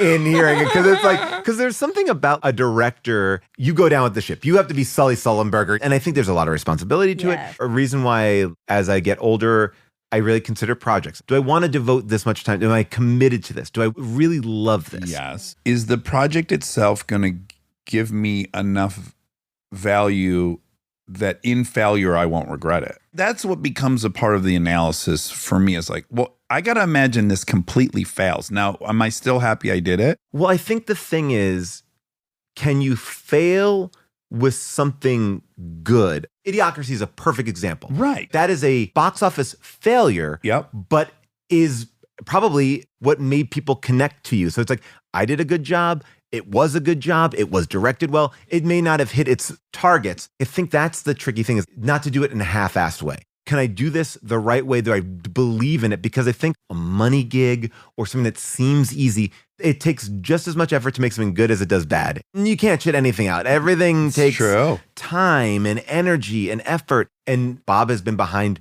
so many of those things that are giant Seminal successes. for me, too. Yeah, Mr. Show, that was what? And Even Ben Stiller's show. it's an interesting thing to hear somebody go like, meh. But that also is very much Bob, too. Like, Yeah. Bob kind of has like a meh.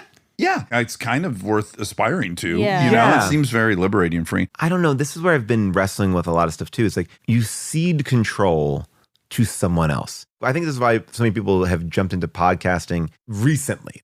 I have some control. I get to know what gets edited. You know, people can't misinterpret me. I grew up listening to Howard Stern, and I feel those interviews are always so amazing because I'm here. You can't edit this. You can't cut this down It's for TV live, time. yeah. You can't go to a commercial. And that's a tricky thing, too, is like, do I trust this person to basically take me and present me in the best way? And I would argue the stakes are highest in comedy. 100%. Yeah, because there's so many great tricks in drama, and they Yeah. can only fuck you over so many ways, but they can really fuck up. No one ever comedy. says, people will tell you all the time, that was not funny. That comedy was not good. No one ever says that about a drama. No one ever is like, nah, you know. It it'd be wasn't like, dramatic. Yeah, it wasn't dramatic enough. Like people make, I didn't like it. That's the most. But people are angry about comedies. Like, you Yes. betrayed me. I do want to say for anyone, most people probably, who only know you from TV, I worked at UCB. I interned there. Yeah. I was a huge member of that cult. Yeah. And you are a legend there. Oh, that's really nice to hear. Where you were You doing are- Facebook while you were there? Facebook, Oh, yep. wow. I That's went so nice all to the hear. time, Wednesday nights. Los Angeles Magazine Best Show of the Year. It's an incredible show. Covered on Good thanks Morning so much. America. Yeah, we were there. Look at this. No, but That's really nice to hear. Oh. It's important for people to know that, because I think when we had Manzukis on, I said the same thing. Sometimes I feel there's an injustice with people who I've seen live in person doing improv. Eugene Cordero, I Oh, bring yeah. him up all the time. You guys are so funny when you're doing something scripted, but it's so different to see the magic of like, Somebody said to me one time, I think it may have been Amy Poehler. She said, the funniest your friend is on stage, like improvising with, they will never be able to show that in TV or film. Never. Like, you will never get to that level. You can get close, but there is something very different. I don't know if it's about being live. I saw Robin Williams once perform, and this is like later Robin Williams. He actually even did an improv show with me, but I saw him do stand-up one time live, and it was one of the funniest. Any special, anything, you just can't capture it. There is something Yes. intangible there. And then also, especially with improv, when the wheels are off or anything goes and Yeah. you're in there, it's like a dream. You can't explain a dream. You can't explain a good improv show. It's like, it's a Exactly. communal moment. It's Oh, so yeah. special. Well, there's Yeah. a high degree of failure. yeah. And I've even said when I've seen them try to film improv and put it on TV, I've seen it 4 or 5 times. It never really works for me. And it's because we know, we have muscle memory. If it made it on TV, it didn't fail. There's some weird, like immediately the stakes are gone. Improv shows, I think, work a little bit as like peaks and valleys. You're watching something great, and then maybe it gets a little quiet for a little bit, and then it goes back up, and then, there is a Yes. flow. That doesn't work on TV, Right. Because it's like, well, this is not funny. Why is this Yeah. on TV? But when you're in the theater and you're in the seats, It it's like an is. album that came together really Well, you're all beautifully. on the It's same like, ride yeah. together. Yeah. Someone said once, watching improv is like watching someone climb a ladder that's tilted. Yeah. So you're like, you're Yeah. on edge. It Yeah. starts tipping. You're Yeah. like, oh God. But then they make it to the top and you're so happy. Yeah. Anyway, That means a lot. I always try to tell people I like their stuff. We don't reach out enough to people to be like, that was good, that was fun. We forget that part of it, I think. Or even like, I just saw my friend in a movie and she was amazing. I was like, I'm going to send her a text. But you forget, like, oh, well, they don't need to hear it from me. They know they're Well, that's right. what your shadow Yeah. tells you. I'm not relevant enough that they'll care, or Yeah. they'll think I'm saying this or I'm placating them. Yeah. Or all these doubts you have instead of just Just the thing. spreading some love and cheer. And somebody said to me the other day, is that weird? I'm like, no one will ever begrudge a compliment. Like, Yeah. no one's like Exactly. upset about the worst. It's like, oh, that was nice. And you may forget about it and you have nothing else to say for it. But Yeah. we all need No, that there dopamine are hit. people who, as interns and working the front desk and stuff, that you're excited when they come in the door. And you were definitely one of those people where it's like, like Paul's here. Like, it's exciting. But I also think it's interesting too, because I worked in that spot at UCB when I was first there, and I saw people so excited, like, oh my God, Adam McKay's improvising, or Tina Fey is improvising. Yes. And this is before Tina Fey is Tina Fey. This is like, she's a writer on Exactly. SNL. I just like this writer. It's exciting to be around, and because you're in that position, you get to see a lot more A than lot. people realize that you get to see too. No, yeah. That was a great thing to bring up because there's something I'm quite jealous of you. And particularly when I'm going through your history from 18 till now, what I'm super jealous of is, I don't know if I should blame the structure of the Groundlings. It's probably my own failing. But the way Groundlings worked is like, I was there for years trying to get in the Sunday company. You're going through classes and I have all these friends. And it's like the highlight of my performing life was that. And then getting in the Sunday company and being in it for a year. And just the greatest year ever. And then getting kicked out, not getting brought to the main stage. It all ended there for me. I didn't figure out how to stay involved. The fact that you always stayed involved in 2006, you moved to LA, you immediately land there. Then you started doing Facebook and you'd already done all this stuff in New York. That part I'm just deeply jealous of. That's not your fault though, because I don't think that the Groundlings is structured in a way to keep you involved. Every time I hear about the Groundlings, I'm hearing about people waiting for years to get to one place and the next place. Then there's a main company and there's people who won't leave and you can't get in. And it just feels like it's very locked. And the best part about UCB was UCB at its core was a theater that did 3 shows a night, 7 days a week. Every show is different and every group could pop into their own thing. And there was a community there of people. You have your own improv group. And so one of the reasons I moved out to LA was the UCB opened up out here. If we bring some of our people, like we've all kind of got to a point in our career where maybe that's a good move. We could see what Keep happens doing out it. here. Yeah. And we had a home. You know, now that UCB is sold and it's changing, whatever that becomes is going to be interesting. I think it's trying to figure out what it is. It's not Do you know Jimmy left? Yes. He just left. I know. UCB was sold? Jimmy ran the booth for ever, literally forever. And he's an institution there. And he just DM'd me like last week and was like, he left. I'm leaving. I was like, oh, God. I know, the end of like, that's the longest thing. And then Jimmy Miller bought it. Oh, he did? Yes. So now Jimmy Miller owns. Oh, I didn't know that. Yes. So Jimmy Miller owns the UCB. Oh, wow. With this guy, Mike Medavoy, who ran The Onion. And so they're the two frontmen, and I think this other giant conglomerate. It's an interesting thing. Look, I painted the walls at UCB. Yeah. You know, I was like, I worked the booth. Yeah, we did it. And that was one of the hardest things with COVID is like, because I'm not going out, like I'm married, I got kids. I'm not going out to like hang out with my friends at bars, but I can go and do an improv show once a Exactly. week, see all my friends, have a great time. And now we do it at Largo, and I'm doing a show tonight with Bob Odenkirk. But it does take a little bit of effort to find, and like I run my show. I book it and I'll get everybody in there because I want to do it. I want to have fun. But that's the culture. The culture of the Groundlings does not allow that. Yeah. No. You know, I would also argue that from what I understand, Groundlings is much more of a solo sport to a certain extent. Like you have your great character and we are doing a great show of great performers. Everybody who's come out of there have these great careers. It's like groomed for Hollywood. Whereas UCB, you could deal with people who never perform, don't want to perform, but just like to improvise. You It's have so scrappy. Yeah, it takes all. And there's something interesting there. And look, if I was in LA, I would have probably gone to the Groundlings. Yeah, well, A, there wasn't a UCB. And then B, Will Ferrell had just left this place, the Groundlings, to go to Saturday Night Live. And he's the best person on Saturday Night Live. And Cheryl Terry is also from there. Yeah. And Phil Harmon is from there. So, so I'm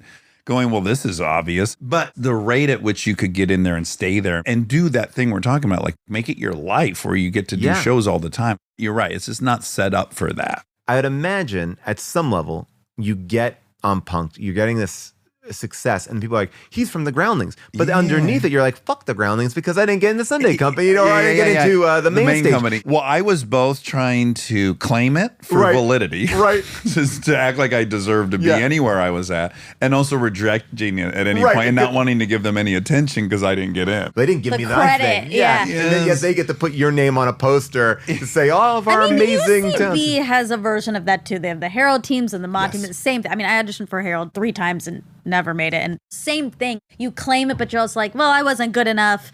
But also there was an indie scene that developed where then you had your own groups you're making and then doing shows all over the city and everything. You don't need the validation of UCB. And in a weird way, too, it's like, and look, I think that they did there are some things, and I wasn't involved in this part of UCB, but structural issues where they, I think, could have been more open and changed some stuff. The rooting of that theater in the Herald form. Yeah. No one wants to see a Herald. Exactly. It's the worst night of the week. Yeah. The worst night of the week. And it's like, you got to do that to then go off and do your own thing. But it's also weird that we've based how good you are at the Herald to get on a thing to then get to the next level. Where you're not even doing that anymore. Yeah. It's like learn how to rock climb and then you get into the NBA. It's like, okay, it's like, I am using my hands and feet. So I guess it's the same thing, but not the same way. Every institution has a power thing, and there's a thing like, fuck this power. Yes. And I remember when the UCB reopened here in LA, I had a real,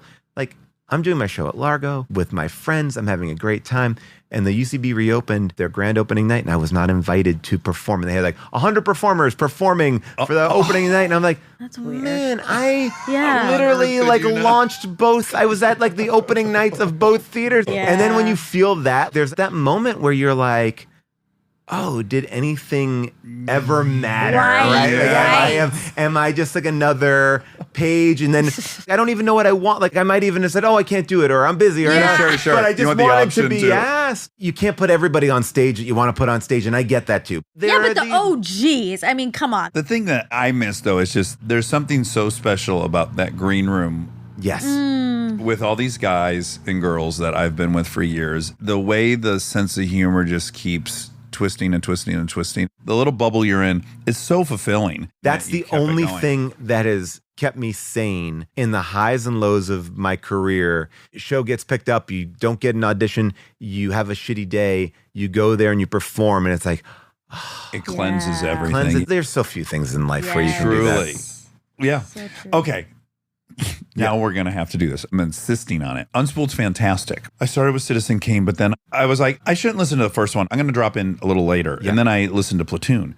And first of all, for people who most certainly have listened to How Did This Get Made, which is amazing. The fact that you guys have been doing it for 10 years is so radical. Yeah, it's so crazy. Isn't it? I think it's almost 13 now. And we started doing it when no one knew what a podcast was. So it's like, let's just have fun. And we like watching bad movies. Let's like watch a bad movie and like have fun. Yes. And that's hugely successful. But Unspooled's much more academic. It's much more, quote, serious. Amy Nichols is your partner on it. Nicholson, I'm sorry. Yeah, she reviews for New York Times. It all started out of this idea of, I haven't watched some of these great movies. The AFI 100. AFI 100 is where we started. I saw a few. I haven't seen them all. It was so great to start having these conversations with Amy where it was like, let's like get into it. What does it mirror in the world? And it's been a great treat to like watch a great movie. Sometimes you'll be like, oh, I liked it. I didn't like it. It's incredibly well produced. It's a well-constructed show. Oh, thanks.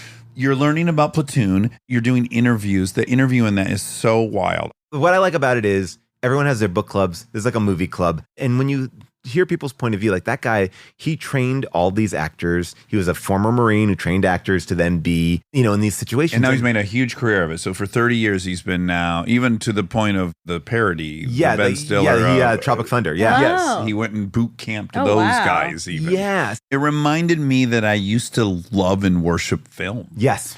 It brought me back in a very fun, nostalgic way. I'm so happy to hear that we just did the Sight and Sound list, which is the British compilation of the best films voted on by critics. The number one film, it used to be Citizen Kane, then it became Vertigo. Oh. And then this year it became this movie called Jean Dielman.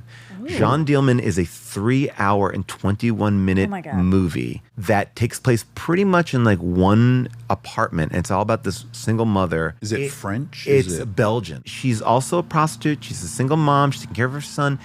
And it was a chore to watch a 3.5. Yeah. But it was one of those things where I'm so glad I was forced to watch it. Once you get in, you're like, oh, but if I didn't put in the hour and 20, because I can get really lazy and be like, oh, I want to watch Bullet Train. But then to go back and challenge yourself. And what I like about it is then having that conversation with Amy because I can process it and then enjoy it. And the thing I get so angry about as a dad is all these movies my kids watch. They're just weak. My kids love like Home Alone. You couldn't release that movie now. I remember even in the new Home Alone, it's like, well, the burglars have to be nice guys. It's like, oh, why? Yeah. Why? Yeah, Can't said we just, who? There's no danger in it. I showed my kids E.T. We talked about it on the podcast, and my kids cried. And I was like, oh, wow, they experienced felt emotion. something. And I interviewed David Lowery. He did Green Knight. He did a bunch of great movies.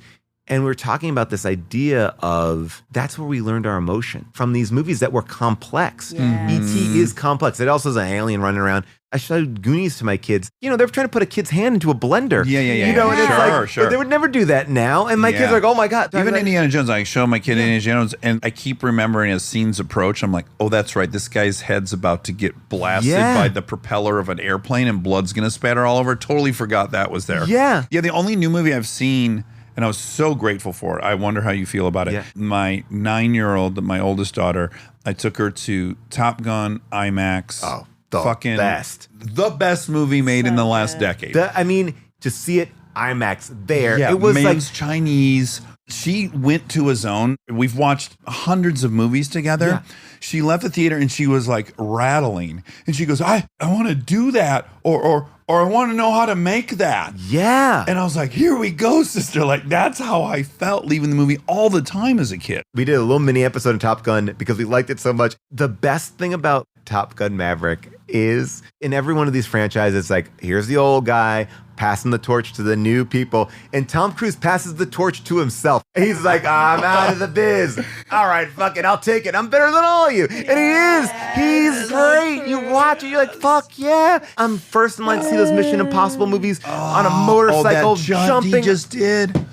Okay, we went and saw Avatar, Yeah. the new one, and they show as one of the trailers him doing that stunt. Yeah. He rides a dirt bike down a like 300-foot ramp that by the end of it, the ramp's probably 80 feet in the air. He jumps off of a cliff. Oh my God. And then mid-air, he ditches the motorcycle. He sails for a while. That's while. the impressive Yes. part. He's like- I would have pulled that fucking chute right when I got off the ramp. He's in the air, Monica, for like 7 seconds in a suit. Pulls the parachute. It's him. Yeah. I looked at my 9-year-old and I said, you will never see this again. This is so important. That's how I feel about those Mission Impossible movies. Because in the last one, he jumped from like above the atmosphere out of an airplane. Like now you have to remember, yes, he's jumping, but they have to also train a cameraman Yeah, exactly. to do it and pull focus. And I say this not to be a dick, but I hope he dies doing one of these things because it's like, because I feel like that would be his legacy. Like, no, I don't want him to do it. I don't want him to He die. would love it, though. Because I think that's what, like, the best thing you can get on iTunes or the DVDs are all the special making of stuff on Mission Impossible because they show a lot of his training. And it's like jump 97, jump 98. Oh my and it's like, God. these are not even the ones that they're filming. This is just That's him what's- going. And there is one thing that they're doing in this new Mission Impossible. They could only shoot it for 2 hours. They have 2-hour window, but only one chance to get it. I'll tell you the story. It's out of school, but I think it's fine to tell. My friend was on Top Gun Maverick, and Tom grabs one of the camera guys. Cameras are out and everything is like still. He goes, get this. Runs to a plane, gets in the plane, flies No. into the sunset, and that is in the movie. It is in the movie. And then he flew that plane apparently to LA, did an event, and then flew back that night. So like to me, like, and I heard him on this podcast. There's a podcast called Light the He Fuse. did a podcast? Yes. It is a podcast called Light the Fuse, and it's only about Mission Impossible. And so on their 100th episode, Macquarie and him come on, and you hear him dissect film.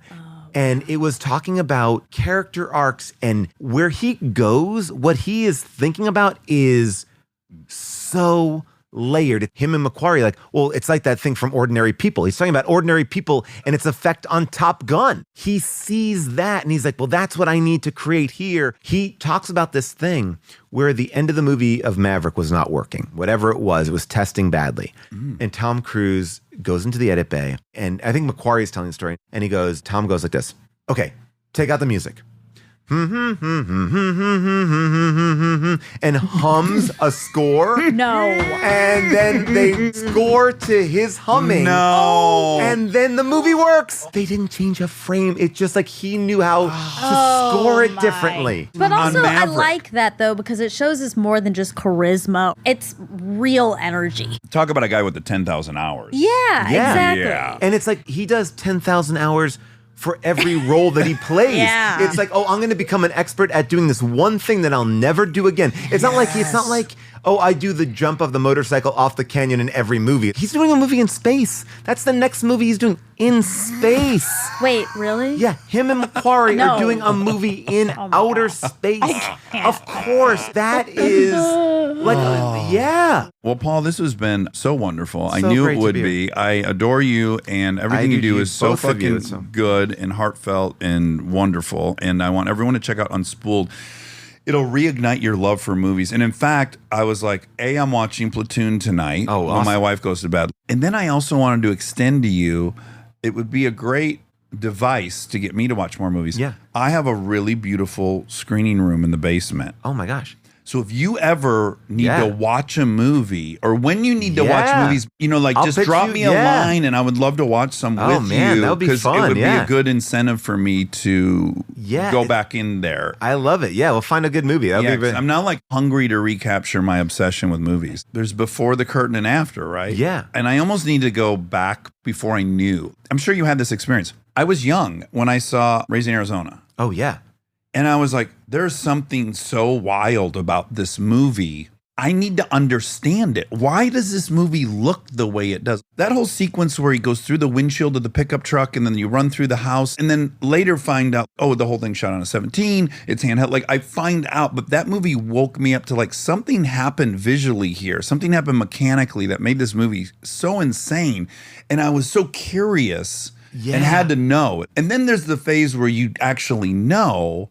So there's a loss of innocence, like Right. why it looks like it does, which is not as fun. But I also think it's like when then you find these new people who do something so interesting, like the Daniels who directed Everywhere, Everything, All at Once. Oh my God. Those Yeah. guys directed some NTSF episodes, and it was really interesting wow. because I had met them as music video directors, and they were really lovely. And my producer was like, "You should meet them, and they should direct an episode."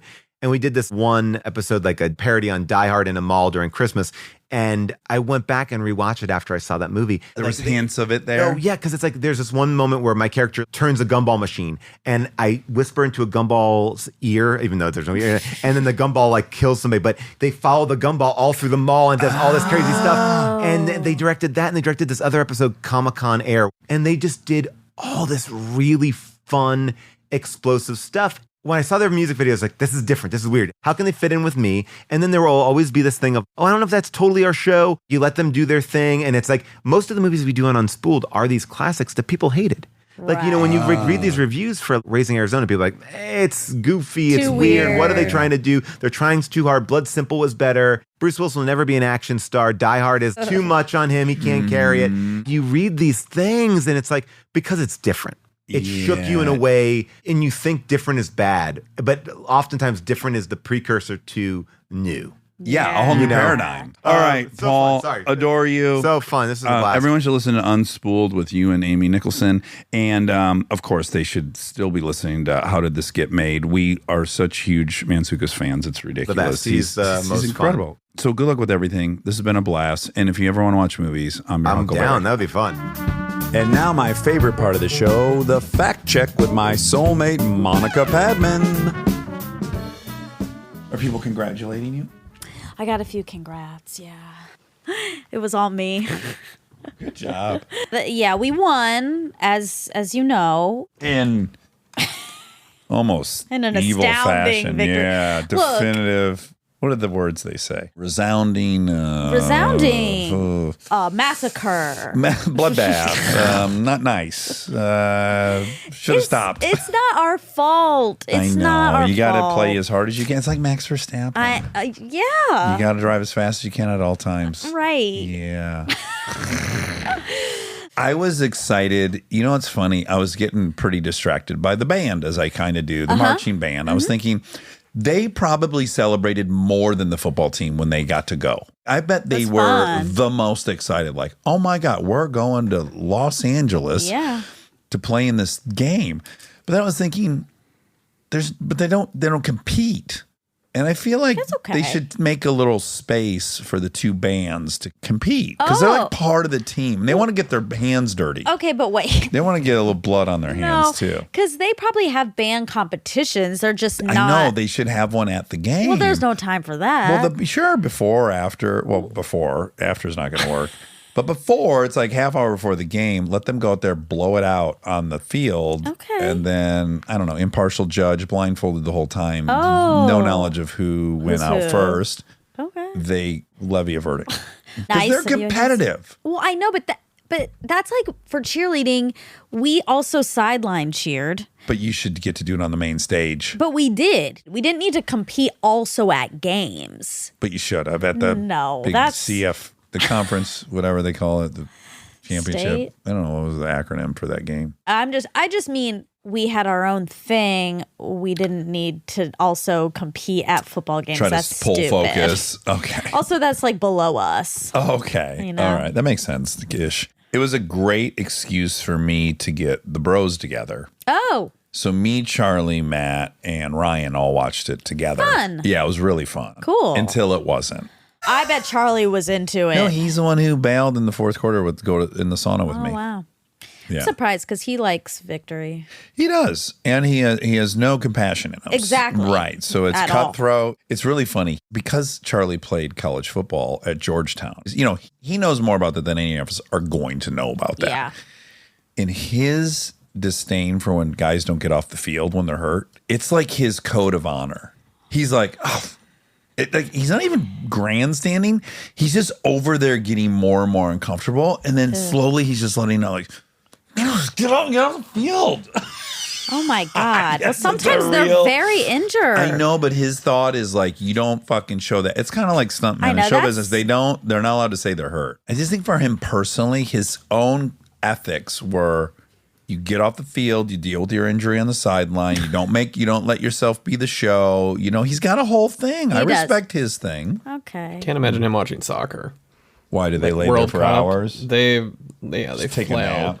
Well, and if you're just like barely pushed, they're on the ground. trying to Okay, get a lot of calls. theatrics. Yes. NBA's like that too. Back when I was way Yeah. into NBA, these guys are they're hurting themselves more in flopping than they could ever get hurt in an actual foul. Yeah. Soccer's worse though. Like It is. World Cup, which is also weird because they're very, very athletic men. Extremely. Sure, they can handle almost anything. So to see them do it is wild. There's a lot of pageantry. Yeah. But yeah, it was really fun. My brother and dad had a wonderful time. My Saw a brother. very adorable picture of them. Yes. My brother said it was the best day of his life. Oh, that's wonderful. What was the final score of that game? When I left, it was like 52-7. I was like, this isn't going to happen. 65-7, I think. Wow. That's 60 points. decisive. Is Yeah. nice. Yeah, it went from like, of course, I want Georgia to win on your behalf. And I'm also like drawn into a perfect record. You want to see a perfect record and a perfect record. There's all these like little incentives along the way. Sure. And then, so it was like, 14-7. I'm like, oh, let's get them, make it. And then the second quarter, I was like, okay, this is getting a little. Yeah. And then it just was not fun. And then I felt really bad for the TCU people who'd flown all the way there from Texas, some region of Texas that's indescript. Sure. It's all how you look at it, though, because, and I could be wrong, but my guess is that's a real once in a lifetime opportunity for TCU. I don't know their history, but that's the first time I ever heard of TCU. No Yeah. disrespect to the Alumni Association. No, They're great school. fine But men and women in the service in Yeah. and around the world sure, protecting us. but I do believe their chances of going back are small, and they were really small to get there to begin with. So I understand if that you went to that school, like that's your time. You go and like hopefully that's just still But you're fun. wishing for a miracle, It's like, I oh man, know, we but- pulled these upsets. We might even upset them. Like, Yeah. But I did start, of course, and I don't feel too bad saying this because I'm from Michigan. I was thinking, well, I wish U of M was here playing this game. Yeah. But then again, if they had run all over U of M like that, I probably would have jumped out my window, You would have jumped out your window. which is weird because I was in the basement. And it'd you don't I'd have to care jump that up. much. No, but I wouldn't want Michigan to have been humiliated so thoroughly It wouldn't have been that. I don't think so. Yeah. But who's to say? I mean, they right. did just lose to TCU, so I'm walking on so now I can feel your roll tide anxiety. Like I'm on hallowed ground to even be talking about U of M. I didn't go there. I want to be welcome in Michigan when I return. So I'm just I'm trying to choose my words really carefully. Yeah, you better. Wolverines, baby. Speaking of Michigan and football players, our friend Pack, Yeah. He Played did not play football. not at U of M. but he played football in Michigan. University of Detroit, I think, in high school.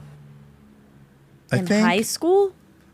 Yeah, I think he played at UAD, which is a private high school in Michigan that has the best football I thought team. he played in college. He probably played in college, Yeah. but I don't think it was at U of M. But I could be wrong. All I know is I love that guy. Sure. So anyway, side note, it was torrential downpour yesterday. Like stressfully so. Yes. And, I had to really do some talking to myself. Mm-hmm. Like, do not worry. Like, I'm worried about them out there in this slippery rain. Oh, that's what you were worried about? There's a roof on the place. No, but just walking out and about in this slippery your rain. dad and your brother? Yeah. Okay, I thought you were talking about the football team. Oh, I'm no. like, Jesus Christ, if these guys can't walk in the rain, they're like world-class athletes. No, Okay. mainly my dad. Yeah, I totally understand Yeah, now. I'm just like, he has small shoes. I don't know. Okay, but they also get a lot of rain down in Georgia. He's used I to know, these. but we're not equipped here in No. the same way. And the soil's not right for it. So it's like Yeah. it doesn't percolate or go down or whatever the fuck it's called. Yes. Yeah, so I was, I bail in the fourth quarter, going to the sauna. I'm looking around the yard. It's dicey. Their water is it's pooled everywhere. Yeah. We're in a new place. Some of the drainage is not quite figured out. We already had a big drainage issue earlier in the year. And then I started going all around the property. It's freezing cold. It's raining like a motherfucker, cleaning out drains just Yeah. to keep up with it. But it's coming so fast. So by the time I go to sleep and it's just a tsunami of water coming down, I have to say to myself, like, well, what can you do? I'm thinking this house we've been working on for 4 years is about to get flooded and destroyed. Yeah. And then I just had to let that go. Yeah. The whole rain thing and the stress of it. And then I woke up this morning, it's still going on. And I meditated and it became a gift to me. Okay, go on. Okay. This is a little hooey-pooey. Oh, boy. All right. I'm owning that it's a little hooey-pooey. Hooty pooty? Well, not hoity-toity. Hooey. Oh, woo-woo. I know. I made it hooty pooty because pooty. Oh, yeah. I just didn't want you to think I was saying it was hoity-toity. Because it wasn't. No. This okay. is like hooey-pooey. Woo woo. Wooey, woo. Wooey, There's woo, a word woo. for it, but I can't. There's a sound for it. There's an onomatopoeia for it. Okay. But I'm trying to embrace the notion of the capital S self. I heard you say that before. Probably with Stutz. Maybe. No, it was with Anna, but I think I cut it Okay. because it was in a section. Because it was terrible. No. And here we go again. Let me. Remember that thing I cut already? Let's try it again. No. It's not. It's fine. Well, because I don't believe in God, Yeah. and my therapist does want me to get a toehold in faith, Yeah. which I do too. He said, a lot of people, instead of thinking of God, you think of capital S self. And this is like your beautiful, unmarred little being that comes with you out of the womb. It's just magically there. Okay. And where was it? It's kind of suspicious. What do you mean, where your was it? being, your spirit, Yeah. your existence. Yeah. You mean where to come from? Yeah. Oh, okay. Like it's just there. And I like that. I'm like, yeah, where did that come from? We have this little spirit. And then the capital S self is running the show and is free, but then things ultimately end up scaring the capital S self. And the capital S self hides, and then the little self comes in to protect. I'm making sense so far, Yeah. right? Yeah. My little S self was really in charge and got real honed. And the reason I can latch on to this idea is I see the capital S self in my kids. I can see it. It's like this beam of beauty and perfection, and I see it. And I can see where it would get shoved into a cave if enough bad things happen. And so I'm trying to connect with the capital S. Yeah, that's great. So in my meditation, while stressed out about this rain and everything, I just started thinking about the capital S self. And I was like, oh, Capitalist self doesn't care about things at all. Doesn't care if this house is destroyed. It doesn't care at all. It cares if the people I love are safe and around me. And they are. They were in the house. And then I felt good. Good. Yeah, I felt really good. I like totally let all that go. And I was like, no, the self I want to be doesn't really care about that stuff. Yeah, that's great. Yeah. It was hooey. No, I don't think so. Hooey pooey. Well, it's not hooey pooey, it's hooty pooty, but Hooty pooty. That's what it is. no, it's not. I think that's lovely. I think whatever Whatever you need to do.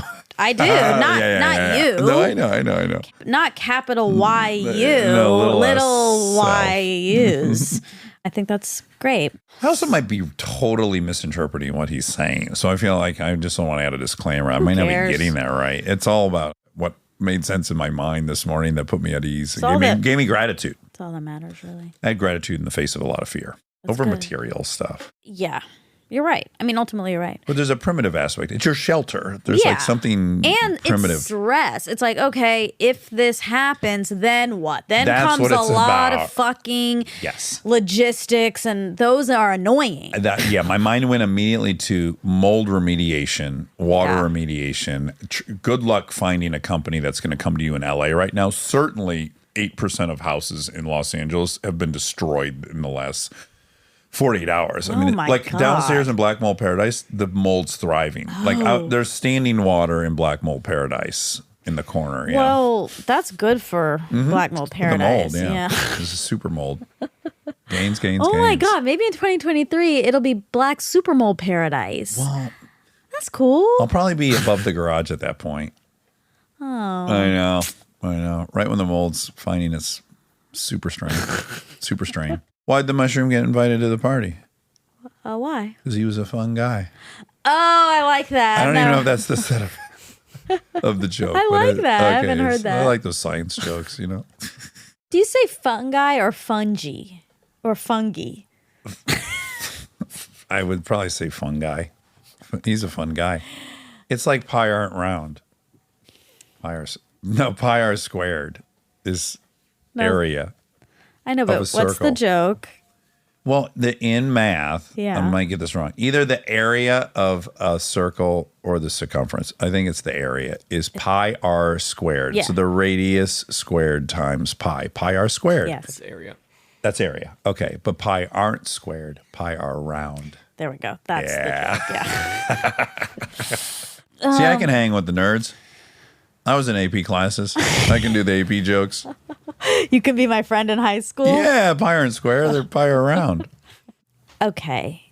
This is for Paul Scheer. Well, Scheer. Paulium Scheer. First fact, how big is Long Island? Can I guess? I probably already guessed in the episode. You might have guessed in the episode, but go ahead and guess again. I'm going to guess it's 89 miles long. Okay. The total length of Long Island is 120 miles, and its maximum width is 23 miles.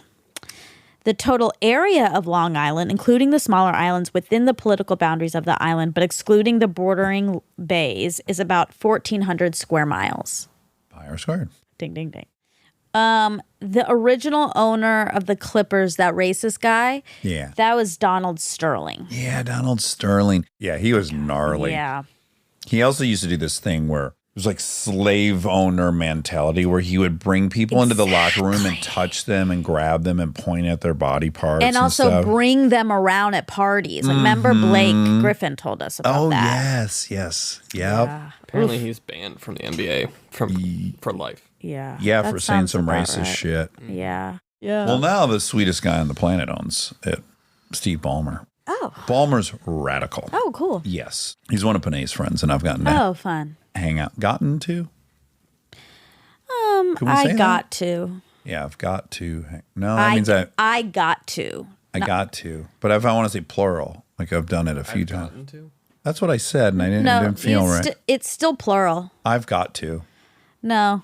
I have got. You'd still say I got to. Oh, I got no. But exactly. But in it would still be plural. Got can be plural too. Gotcha.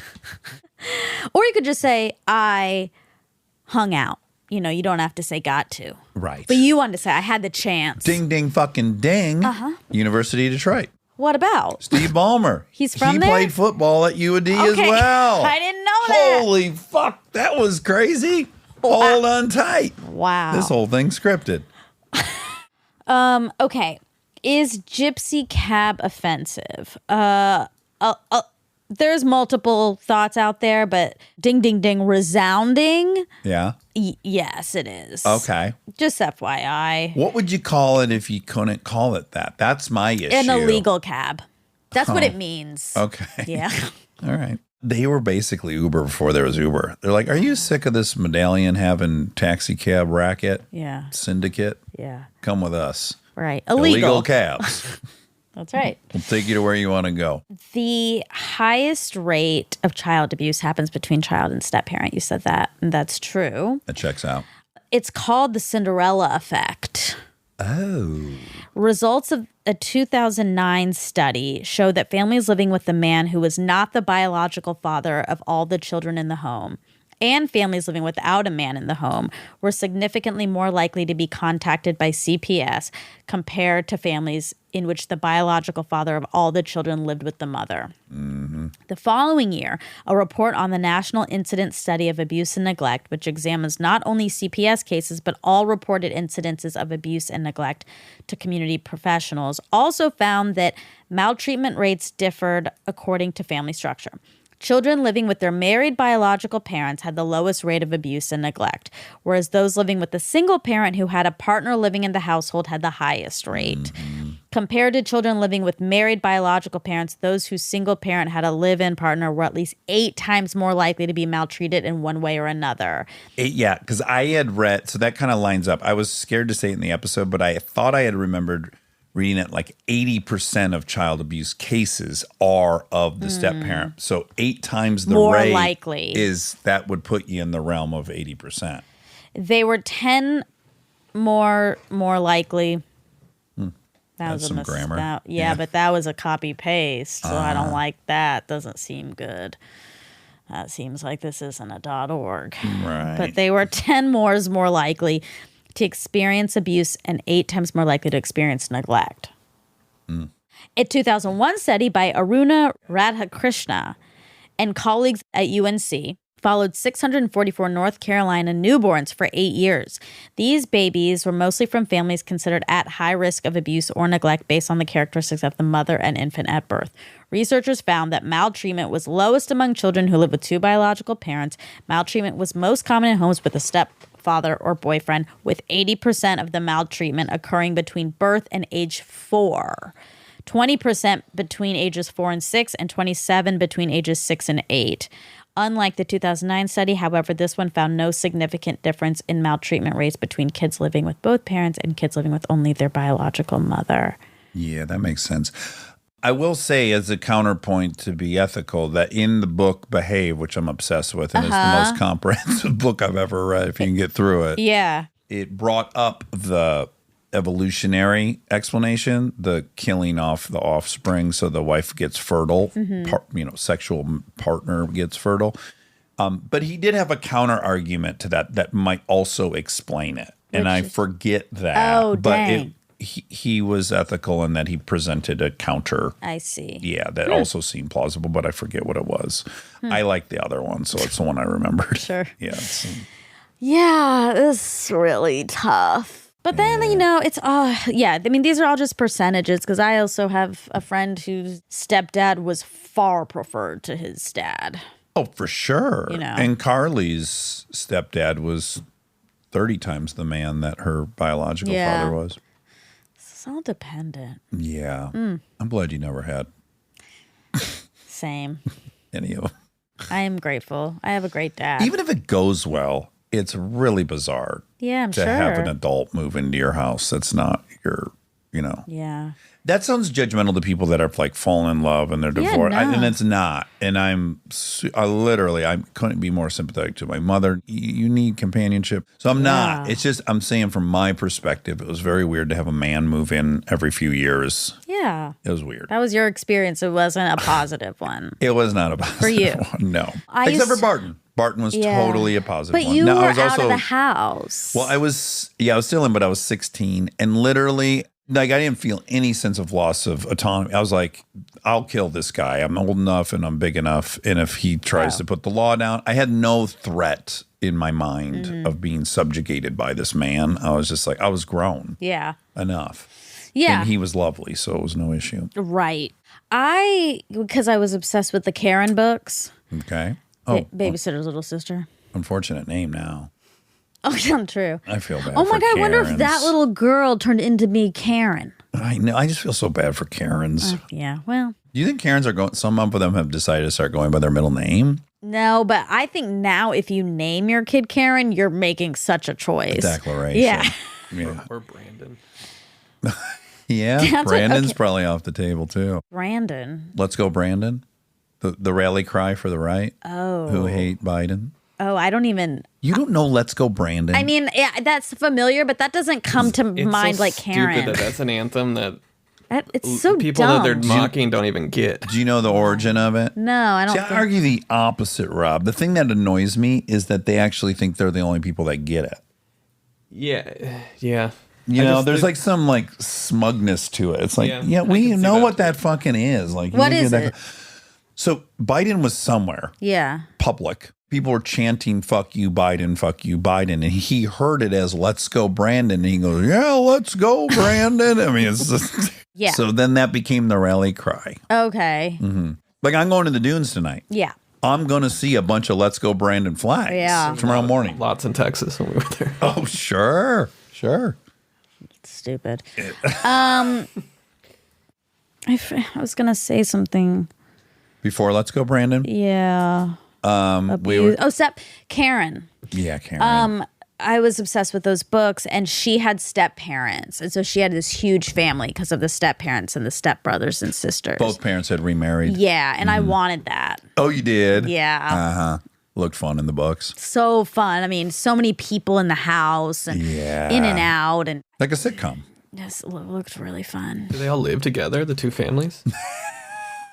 Yeah. They sure did. Well, look, probably the vast majority of step parents do not. I mean, it's probably, you know. Abuse? Yeah. Yeah, the incident rate is Yeah. probably like 1 in every 30. Right. But because it's 80% of the cases, Yeah. statistics, you got to really, Pick them apart. you got to understand what they're really saying. That's right. Yeah, it's not saying 80% of step parents abuse. No, we let's be need to very make clear. that very yeah. clear. In fact, we should take the time to make that clear. It's of the incidents. I think I might end up being a step parent. It's on the table. It's a possibility. It's a possibility. Mm-hmm. We just don't know yet. We don't know. Or my kid might have a step parent. There you go. Just I'm don't know. beyond him like fucking stank on shit. I'll tell you that I'm like, right Dax, now. Protect that please little girl. leave him alone. No, a couple check-ins a day. Hey, Mike, how we doing? How's your temper? No. Yeah. Where are we at? What's your outlet, Mike? Who you talking to? Oh my God. I Mike, cannot. you take a walk with me, Mike. No, Let's go for a little you're walk. not allowed to go on walks You, with him. say, Mike, you see that fucking little girl in there? What's the little girl's name, Monica? We naming her? Oh. I don't. Baby in the grass. Okay. Okay, but that's not her name. BITG. Big old titties. Tiggle bitties. Don't Listen, call my baby that. okay, but you just put out the acronym for it, so it popped up. I say, listen. We can call her Big. Baby Big. in grass. Big. Okay, big. Okay. It's funny Mike- because she's so little. Exactly. It's ironic. Jumbo shrimp, oxymoronic, pi r round, pi r squared. Listen, I'm going to say Mitch, and he's going to go, it's Mike. But I said Mitch on purpose to let him know. Dax. Listen, Mitch, Mike. Yeah, Mike, listen to me. Big is an angel. And I talk to Big a lot. Oh, God. And if Big ever even hints that you got physical with her, I'm going to slam your fucking head in the door over and over again until there's nothing left of it, Mitch. Okay? Merry Christmas. I hope you guys have a great holiday in Hawaii. I'm glad Monica has found love. This is awful. But Mitch, make no mistake. If you get handsy with Monica or Big, you are fucked 9 ways from Sunday. Definitely naming her Big. You That's got a to. great name It for is, her. It is. And she'll have a big old personality like yours. And Tiggle Bitties. Well, I don't want to comment She's on my that. daughter. Yeah, but she's a baby, so I'm not going to think about that. They And won't- I'm her uncle. They won't come in until much later. Yeah, and Mitch might have to have a conversation with you as her uncle because lots of uncles do bad stuff. Mitch, bring the conversation my way. Okay? I'm happy to take a walk you with should you. be able to also say, Actually, if if Mitch pulls me aside Yeah. and he says, listen to me, you're a good dude, but my eye's on you. Yeah. Don't be fucking with my family. I'd be like, Mitch, You like good that. looking out, brother. yeah. I'm with you. You respect that. And the same goes for you, motherfucker. Yeah, and then I go back. I can't have Mitch living right next Mitch, to I you. do have cameras in the backyard of the house. I mean, Mike, you have me calling him Mitch. Oh, no. See? Oh, my Poor God. Mitch. These suckers don't have a chance. No. Between me and Big and you. Yeah, big Oh. brother / dad. The only, my dad will be nice to him. That's why I got to grab Mitch around this collar. Tell him. My dad's there's never a took you aside. There's a sheriff on He's there. always Well, asking. He knows. He's always asking how you are Yeah, and that's right, thinking 'cause we're about bros. you. We're bros. How's Dax doing? He handed you off to me. I'm his comrade. He didn't ask any questions. He could tell the characters there. He knew. He did hand, and at one point, because I told him the story recently about how when you came over because you thought I was dead, Yeah. and he was so happy. Okay, good. And I was like, Kristen also was texting a lot, and then Dax came over, and your fucking TV was on the ground. no, that was a That's- different time. That was a different time. Okay. Remember the time I got my booster? And then it was like noon, and for some reason, Kristen had been trying to get a hold of me. Then you guys got it in your head something was wrong. You were Yeah. DMing Callie. It was a big deal. Yep. And then you came over. Yeah. And You were out to lunch or something? I was asleep. Oh, Jesus Christ. Because I was up till 5 because the booster. Oh, right. Okay. Well, that's all right then. Anyway. Mitch, don't let her sleep in, Mitch. She's going to have a tendency to try to sleep all day, and that's going to scare the shit out of Kristen and I. So, Mitch, alarm clock. This is an alarm clock. Do you know how to use this? If not, I'll go set it up. Mitch, you incompetent motherfucker. Hey. I'm sorry. He's great with tech, but Stop. he's weird. You be nice to him. Okay. Okay. I will. So long as, I'm nervous that Big is going to do something rascally like I did, like with the manipulate me into beating Mitch up. Yeah, like when I'm also I going to did buy a the sand polygraph art, to hook Mitch up too. which we know doesn't work. Yeah, but it's good enough for me. Why are you so nervous, Mitch? Why do you think? My name is Mike. You're all up in my shit. I'm a nice person who loves Monica. we're I've moving. done nothing but dedicate my life to trying to make her happy. And you've got me hooked to this polygraph machine. And I say, I'm gonna come home and be like, Christmas Eve. Dax is here again, hooked you up. my stethoscope. Big is just walking back and forth as getting your injured, accomplice. because I'm distracting all the caregivers. Champ on his butt. No, that's not. We don't know about that yet. We don't know. That's a Easter egg. Believe it or not, it's a real Easter egg. But she might have a year like I had my first grade year. She might have Thief a and real stuff, stealing rebellious cookies, year and all- sand art. And she might come over and she might say, Mitch called me a bad word. yeah. And I'll go, what word? She'll have to think on her feet. She'll go, Booga bar. No, it'll be shit skin. Don't say, I don't like when you say that. What? I didn't say it. Big said it as a lie. She wouldn't have known that word She's unless so Mitch smart. said it. No, she's- Mitch is going down. Excuse me, Mitch. Can I talk to you for a second? Did you fucking call Mitch? Get over here. Where are you? Why are you walking away, Mitch? I gotta ask you a question. Yeah, that's right. You're walking away because I know what you did. And really, he just didn't give Big some candy. You got to be careful, okay? Well, you think Big's gonna be a real? I know her. Okay, I know her. All right. She's a bad girl. Very Bad girl. Naughty girl. Oh, Was that all the facts? yeah. Oh wow. Yeah. Wonderful. All right. I love you, Monty. I love you, and have a great time at the sand dunes. Thank you so much. I can't wait. Bye. Bye.